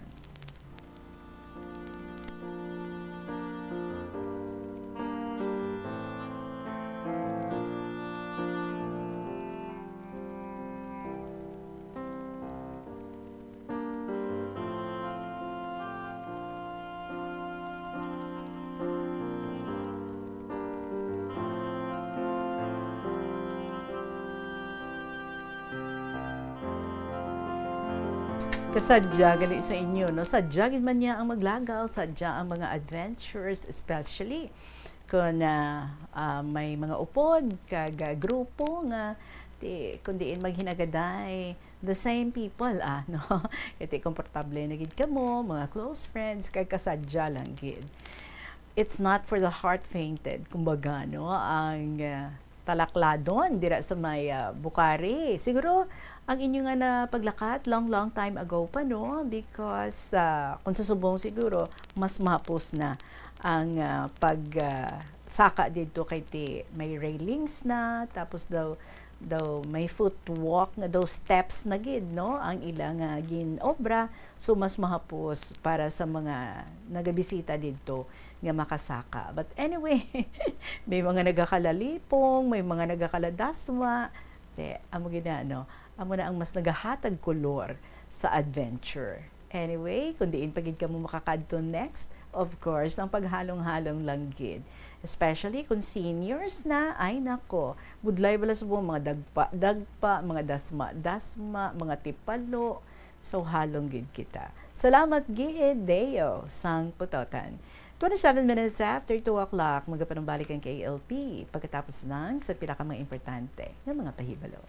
Sa eskwelahan, ang pag-practice ang good manners and right conduct ang makabulig sa paghimo sang positive, respectful environment para sa pagtuon. Nagapakita ini sang pagtahod hindi lang sa mga manunudlo kundi mangin sa imo mga classmate kag sa school community. Mag-abot sa eskwelahan on time. Ang pag-abot sang late sa klase kag sa aktibidad ang nagapakita sang kakulang sang respeto sa oras sang iban. Magpamati sa imo maestra o kun maestro samtang nagadiscuss ang lesson kag sundon sang maayo kun may yara sang instructions. Tawgon nga ma'am o kun sir ang imo teacher o kun staff. Kun may pamangkot, ibayaw ang kamot, agud mahatagan ikaw sang kahigayunan nga makasabat. Maggamit sang please, thank you kag excuse me kung nagaistorya sa imo classmate o kun sino man ang imo ginaatub. Next story from Ningnes ng Lambunaw. Dear Tita Regine.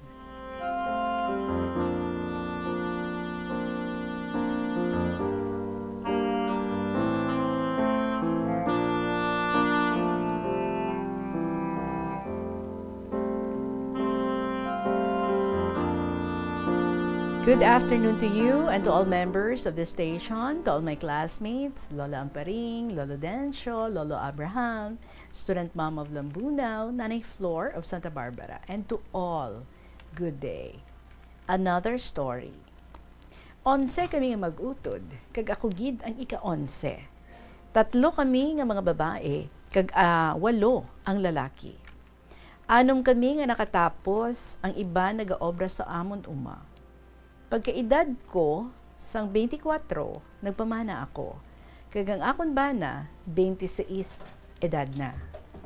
Naguntat kami obra, kag mag-uli kami di sa uma. Hindi siya gusto nga mag-obra ako. Kag nagbunag ako sang 9 ka babies, napatay ang isa, bale, 8 sila tanan. Bale 8 Rs, kaya ang tanan nila nga ngalan, gaumpisa sa R.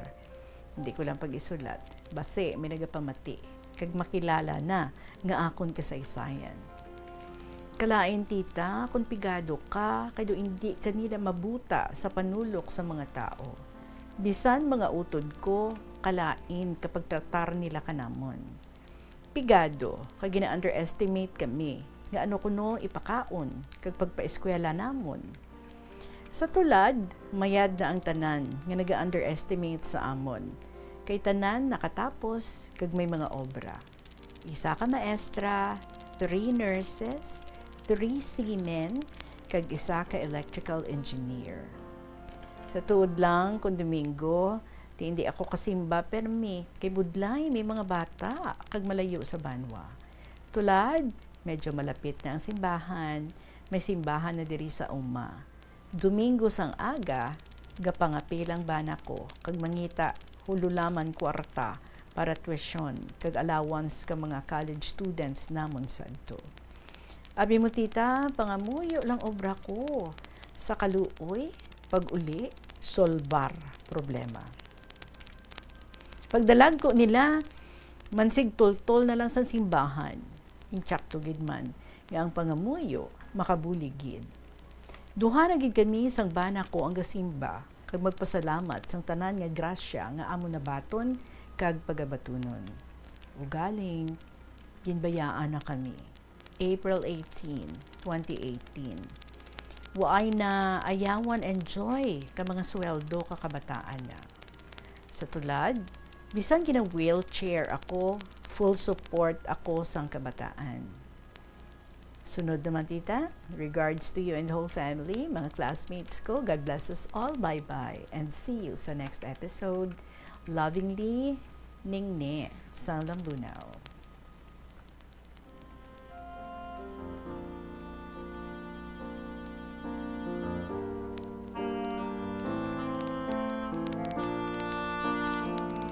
Well, Ningne, struggle is real. Kung damo bata, kag medyo pigado, pero tidira naman ay ginatakos, no? Ang determination, kag ang willingness sa mga ginikanan kung ano karesponsable ang ilang pagdala sa ilang roles bilang amay, bilang asawa, kag pag-raise sang sining kadamo ng mga kabataan. So I guess you did your best. Kay ti 8 ang mga anak, pero ang 8 napatapos gid sa ilang pag-eskwela. We can just imagine ang mga pagpulaw-bugtaw ninyo, ang mga sacrifices ninyo, but ang initanan, no, especially ang kapisan ninyo, ang initanan, gindugunganan nyo gid sa inyong pagsimba. Diba? Nasa Diyos ang awa, nasa tao ang gawa. I would often say that. Kay ti, dapat no ang aton nga pagpangamuyo i-couple man naton sa aton man nga panikasug pagpaninguha or ang aton pagpaninguha i-couple naton with prayers para balanse perfect. We trust in the Lord nga i-sustain niya kita kag kamo kanami gid because ang inyong pagsuporta fully sa inyong mga kabataan bisan magpangutang pa gin kamanggid kumbaga para nga maplastar sa maayo ang mga kabataan. So sige lang bisan nga kahambal ka nga wala gid so much naka-enjoy ang imong bana sang fruits sang iyang toil, but I guess okay na to siya seeing nga nakaplastar, nakatapos ang mga kabataan and knowing nga kung ikaw na lang hindi ka gid pagpabayaan sa imong mga bata. So congratulations nga nakapatapos ka mo sa 8 nyugid ka mga anak. 34 minutes after 2 o'clock, another story ang ating igadulong sa inyo sa pagbalik sa kahapon lamang program Kaupod sa Gihapon, si Tita Regine. Kung paglain sang tiyan, sundo ng ining mga pahanumdom sa pagprepara sa mga pagkaon kag ilimnon. Manghugas ang kamot kag ipabili ng katinlo antes kag pagkatapos ang paghimos. Kung nagamasakit, likawan ang pagpreparar sang pagkaon para sa iban. Siguraduhon nga naluto sang husto ang pagkaon. Kung mahimo, kauno ng pagkaon samtang mainit pa. Siguraduhon ang katinlo sang pagkaon agod ang selebrasyon mangin mas malipayon. Mas nanamian bala ikaw magtuon sa balay ipaanggid sa eskwelahan nga madamo ang tawo?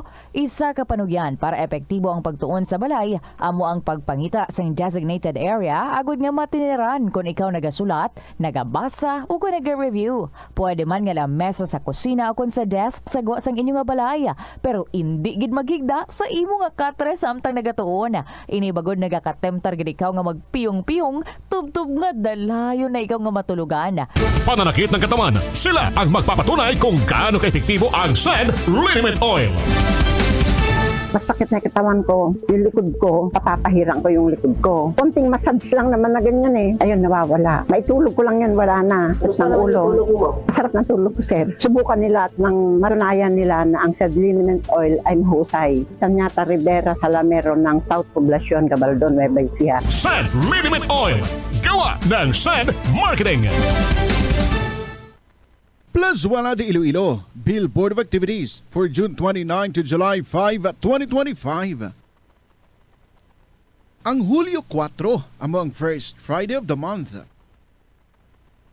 Ang 3 sa 12 ka mga promesa ni Jesus nga ginhambal pinaagi kay Sister Margaret Mary Alacoc para sa tanan nga mga devotees sang Sacred Heart of Jesus. I will bless the homes in which the image of my Sacred Heart shall be exposed and honored. I will give the priest the power to touch the most hardened hearts. Those who propagate this devotion shall have their names written in my heart, and it shall never be erased. In line with this, ginaagdang tanan nga mag-attend sa First Friday Mass to honor the Sacred Heart of Jesus sa El Puente or the Bridge sa Hulyo 4, 2025. Mag-uumpisa alas 5:30 sa hapon. Ang Valhalla Band ang liwat nga magabalik para sa 2 ka oras kag 30 minutos nga great musical show sa sining Hulyo 5, Sabado, sa Concert at the Plaza. Kicking off alas 6 ang gabi. Sa tion sa musical show, napulo ka mga matahom nga Plazuela de Iloilo, special edition mugs kag madamo pa nga iban ang igaparafol sa mga suki sa Plazuela de Iloilo. Sa Hulyo 6, Domingo, ginaagdang tanan nga mangin kabahin sa Eucharistic celebration nga pagahiwaton sa El Puente or the Bridge sa among adlaw alas 11 sang aga. Sa tion sang Holy Mass, magpangamuyo kita sa Ginoo nga i-remind ang aton mga lideres sang conflicting countries nga ang violence hindi ang sabat sa tanan nga sahi sang misunderstanding. Plazuela de Iloilo, we remain to be one with you in the common hope for a better community and a progressive country in 2025. Pila ka brain benefit sa paghampang sini, kag kung wala ka nagahampang sini, umpisahin na. Suno sa pagtuon ng paghampang sang chest makabulig likaw sa Alzheimer's disease. Bangod ang utok nagatrabaho kaangay sang muscle, nagakinahanglan ini sang exercise agud manginhap. Kita diri sa KLP alas 2:38 ang aton nga oras. Ani naman ang episode kami from Student Mom of Dambunaw. Dear Tita Regine.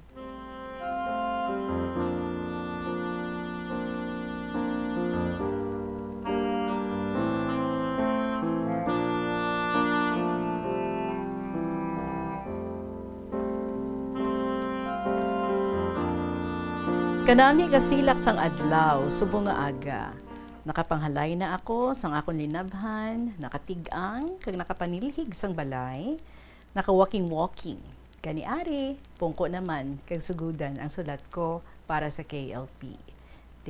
Kundi kada aga, nagaandar ang brain ko, malayo sa Alzheimer's. So salamat sa Ginoo Sa maayong lawas, kag panginunginong ginahatag niya sa akon, sa adlaw-adlaw tani, no? Or sa adlaw-adlaw, tani wala nang katapusan ang goodness ni Lord sa aton. The Lord has His own way. He is the potter, we are the clay. God will mold us accordingly to His will, or according to His will, so we must wait, yield, and be still. Our life is God's gift to us, so let us give it back to Him as our gift. Yes, Tita Regine, siling nanda, ang aton kunong kabuhi, regalo sang Diyos. Kung saan o niya inikuhaon sa aton, wala kita kahibalo. Nadumduman ko, tita, ang bana sa isa ko kabata, tawagon ta lang siya nga si Harlan, dugay ang masakit niya sa kidney. Nagapadialysis siya sa mga pila ka tuig. Hasta sa ginkuha siya ni Lord. Duha ang nabili niya nga kabataan. Ang akon mga apo nga subong, parehos na nga mga professionals, mga engineers. Sang buhi pa si Harlan, may isa siya nga utod nga nagmasakit man sa kidney.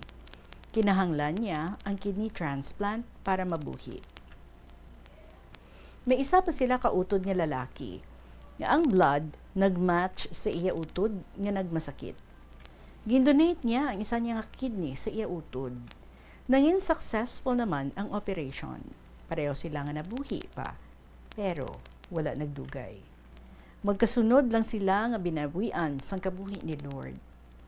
Sometimes, God uses death to bring life, like dying to our sin, so we might rise with Him to new life.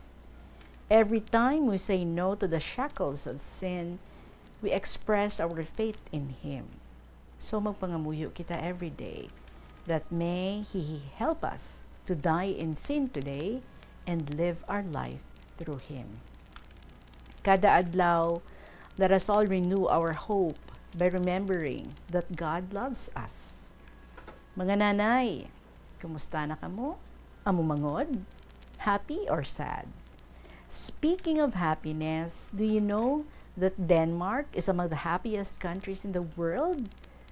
Or happiest country in the world. So bisan parang palagi na lang winter sa ila lugar, madulom kag malaka lang magsilak ang adlaw, happy mangud sanda. Ang ila technique to be happy, simple lang. The Danes' weather, then lengthy, dark winters, nagagather sila kaupod sa ilang mga friends to share a warm drink or a gracious meal. By circling around a simple table with loved ones, their hearts are nourished. Tika mo, san pa ang ulihi nga time nga masadya ang bilog ninyong family nga nag-share sang pagkaon sa lamesa. Ato balang bisan salad nga kamote tops lang kag pinirito nga isda ang inyo sudan, masadya kag dururungan kamo nga nagakaon. Kanami ba tiyagon nga you share whatever the Lord provides for your family? Hi. I miss those times so much. Nga doon na namitan ang tanan sa simple nga pagkaon sa table. Amo bangod, we are together. We share and we thank the Lord for His bounty. Let us love one another. Although sometimes, hindi man mahapos, problems sometimes arise, but the darkness is passing and the true light is already shining. Ang bisan sinuman nga nagapalangga sang iya nga brother and sister lives in the light, and there is nothing in them to make them stumble. So avoid hatred. Let love dwell in our homes and families. When we choose love instead of hate, we are showing our relationship with Him and reflecting His radiance to the world around us. Tita, diri na lang hasta sulat ko. I love you all, KLP fans, friends, and writers. Bye-bye and God bless. Sincerely, Student Mom of Lambunaw.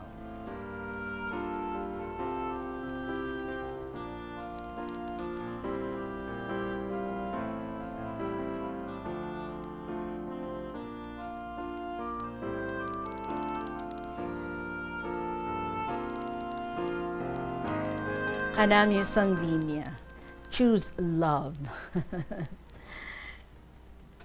Avoid hate. Diba? So kanami ilang gid, no? Nga ang aton nga disposition, very positive ang aton nga perspective sa paglantaw sa mga bagay-bagay nga nagakalatabo sa aton nga kabuhi, and even the trials and the challenges, let's accept them all and face them all with a smile in our faces, because that is an opportunity for growth. Masakit lang, mabudlay lang, but hindi tagid pagtalikdan, kundi atubangon gid naton ini. Because in difficult times, dira gid, no, ang oportunidad para nga maka-learn kita, maka-grow kita as a person. Thank you so much, Gid. Yes, do gina-imagine ko, simple lang salad, kamote tops, ang young part sa dahon sa kamote, ginlapuhan, gibutangan sa kamatis, sa sibuyas, and then langgaw, no? Tapos parisan sa pinirito nga isda, kag mainit-init nga kanon. Wow! Ano pang hahanapin mo? And then, ginapalibutan sa isa ka happy family, sharing stories, sometimes sharing the food. Let's do that. 45 minutes after 2 o'clock, salamat kayo sa imo, student mom of Lambunaw. Magabalik kita pagkatapos sa pinaka mga importante ng mga pahibalo. Subscribe alay ikaw sa mga serbisyo nga wala mo man ginagamit. Halimbawa, ang balayran mo na wala para nga makalantaw ikaw sang movies, pero sa tuod lang, wala naman ikaw tiyempo nga maglantaw sini. Hapos lang libatan ang bulanan nga mga subscription sa streaming services kag mobile apps, kag wala ka lang nakadipara, ma-charge na ini sa imo nga bank account bisan nga wala mo man regular nga ginagamit. I-review gid ang imo nga ginagastuhan sa mga charges kaangay sini, kag ikonsiderar man ang pagkanselar sa mga hindi kinahanglanon nga mga subscriptions agod nga mas magamit mo ang imo kwarta sa mas kinahanglanon nga mga butang. Ini nga pahanumdom ang ginadulong sa imo sang the #1 and most trusted radio network in the country, Bombo Radio Philippines. Basta Radio Bombo! Yari ang mga simple nga pa. Kita taga-Antaligwa, inisulat ni Lola ang paring pang-Independence Day panigali. Kumusta ka da, Lola? Sumahal ko nga mga uukod nga mga listeners, co-letter senders, Bombo personnels, kag sa imo Tita Regine and family. Again, maayong hapon gid sa inyo tanan. Happy Independence Day sa inyo. Di syempre Independence Day, sa ginsulat ang ini nga letter, or before siguro Independence Day, timely lang para nga basahon supposedly ang Independence Day. Sorry, what? Anyway, napisa na naman ako nga magsulat sa akong kasaysayan nga may kaangtanan sa adlaw sang kalayaan. Tita, ang akong nga nadumduman sa subong, ang akong nga naagyan sa kabuhi, sa amon kabuhi, sang panahon sa mga Hapon. Sa panahon naman sa mga Kachila, may gamay man ako nga nabalaan sa mga istorya sa amon mga lola kag lolo. Hambal nila nga sobra-sobra gid kuno ang kapinta sa mga Kachila, kag wala sila sa mahimo, kundi sunod-sunuran lang kung ano ang isugo sa ila o kaya kinahanglan nga himuon nila sadto. Kita mi nadumduman ako sa subong na hindi gid ma-erase sa akong kaisipan. Wala no tita, may lola ako nga maninay sang nanay ko. Nga nag-upod sa amon sa itong World War II. Siya, hambal nila, nakapamana sa isa ka German official, kag nakaanak sa isa ka babae. German ang hitsura. Para mo tita, hambal sa amon, nga ang iya ko nga kama o tululugan sadto, ginasprayhan sang perfume bago niya inihigdaan o kung tulugan. Tita, tama siya kagwapa, pero estrikta naman. Isa ka bes, nakahanda na ang amon nga pala mahawon, pero hindi siya magkaon. Kagambal niya sa amon nga, bisan hindi kuno siya makapamahaw, basta makatabako lang, okay na. Gani ang nanay ko, naglakat, nangita sang tabako, kay ti hilig sang sininga lola. Hilig niyang tabako. So, pag abot sang nanay ko, may ginahatag sa lola nga tabako. Dayon niya dubla sang tabako kag magpahubot-hubot. Pagkatapos, nangayo sang palamahawon. Hambal ko sa iya, Lola, didto mo kaunon. Bisan hindi ka pamahaw, basta may tabako lang. Tita, hindi ko gid malipatan. Nga lampusan kung tani niya ako. Pero dali-dali, man ako nga nagpalagyo. Silin niya pa sa akon niya, baan ka, kag wala sang batasan. Tita Regine, ang hindi ko man malipatan sang panahon sa mga Hapon. World War II, nga sang primero, mga 1 year pa lang ang gyera, ang mga Hapon, wala pa nagpamatay. Pero sang ulihi, nagpamatay na sila sa mga civilians.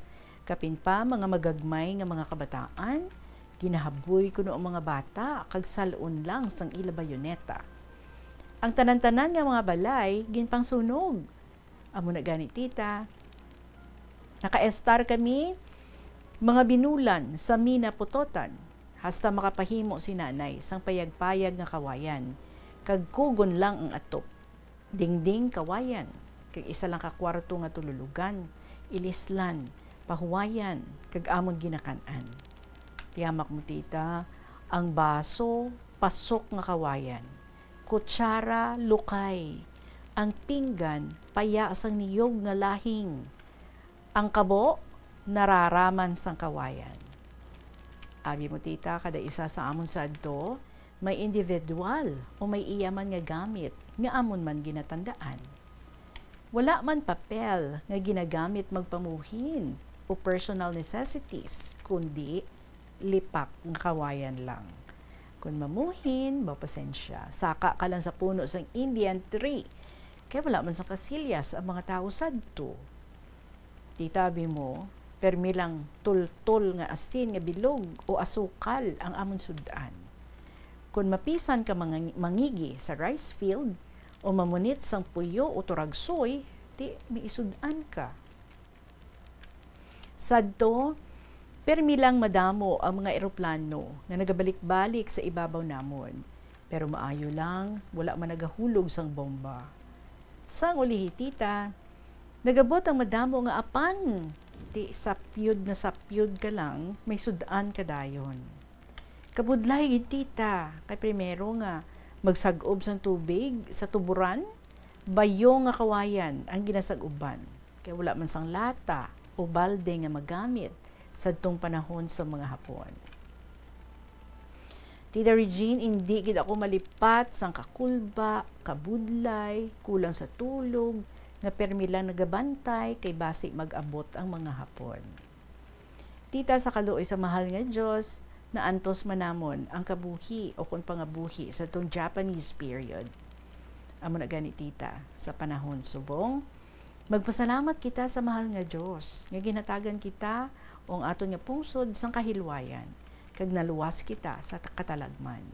Subong magpasalamat kita nga hilway na ang aton pungsod sa poder sang ibang nga pungsod. Karon naga-enjoy na kita, kay malayo kita sa katalagman, kaya nagakalipay kita tanan, tungod nga nakamit na ng bayang Pilipinas ang independence. So, Independence Day sa araw ng June 12. Tita, ginuntatan ko anay ining sulat ko, kay namati ako sang harana sa bombo. Di bago lang matapos, kag 2 o'clock na, nga hindi gid maagwanta ang sobrang nga init sa kwarto ko. 3 ka beses na ako bala nga nag-ilis ang akong duster kay permi lang basa. Tita, kung Domingo sang hapon, 1 o'clock, tubtob 2:00, nagapamati gid ako sa harana sang bombo.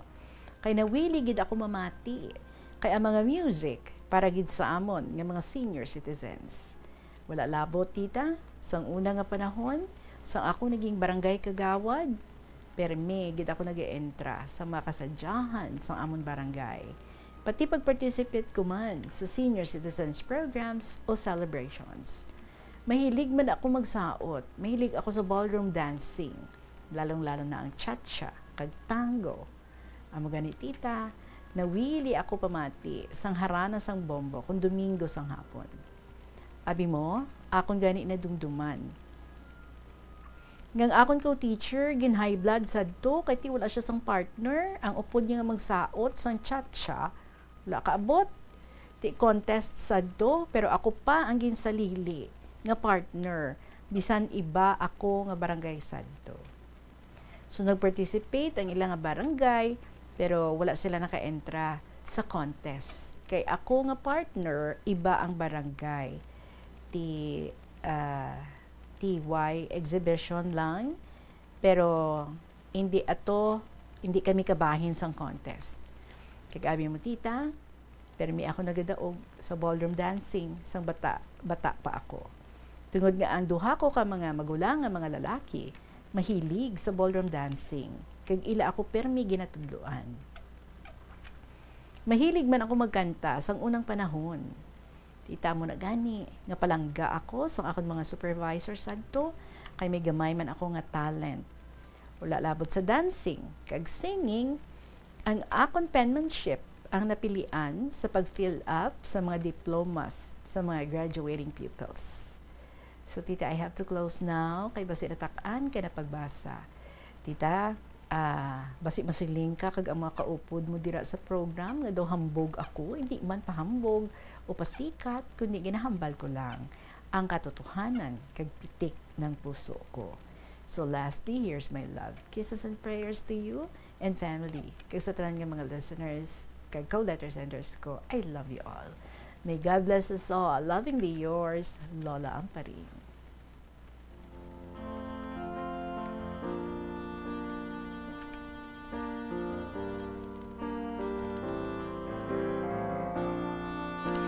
Lola Amparing, of course, kabalugid kami, no? Wala ka gapahambog, wala ka gapasikat, kundi ang matuod lang.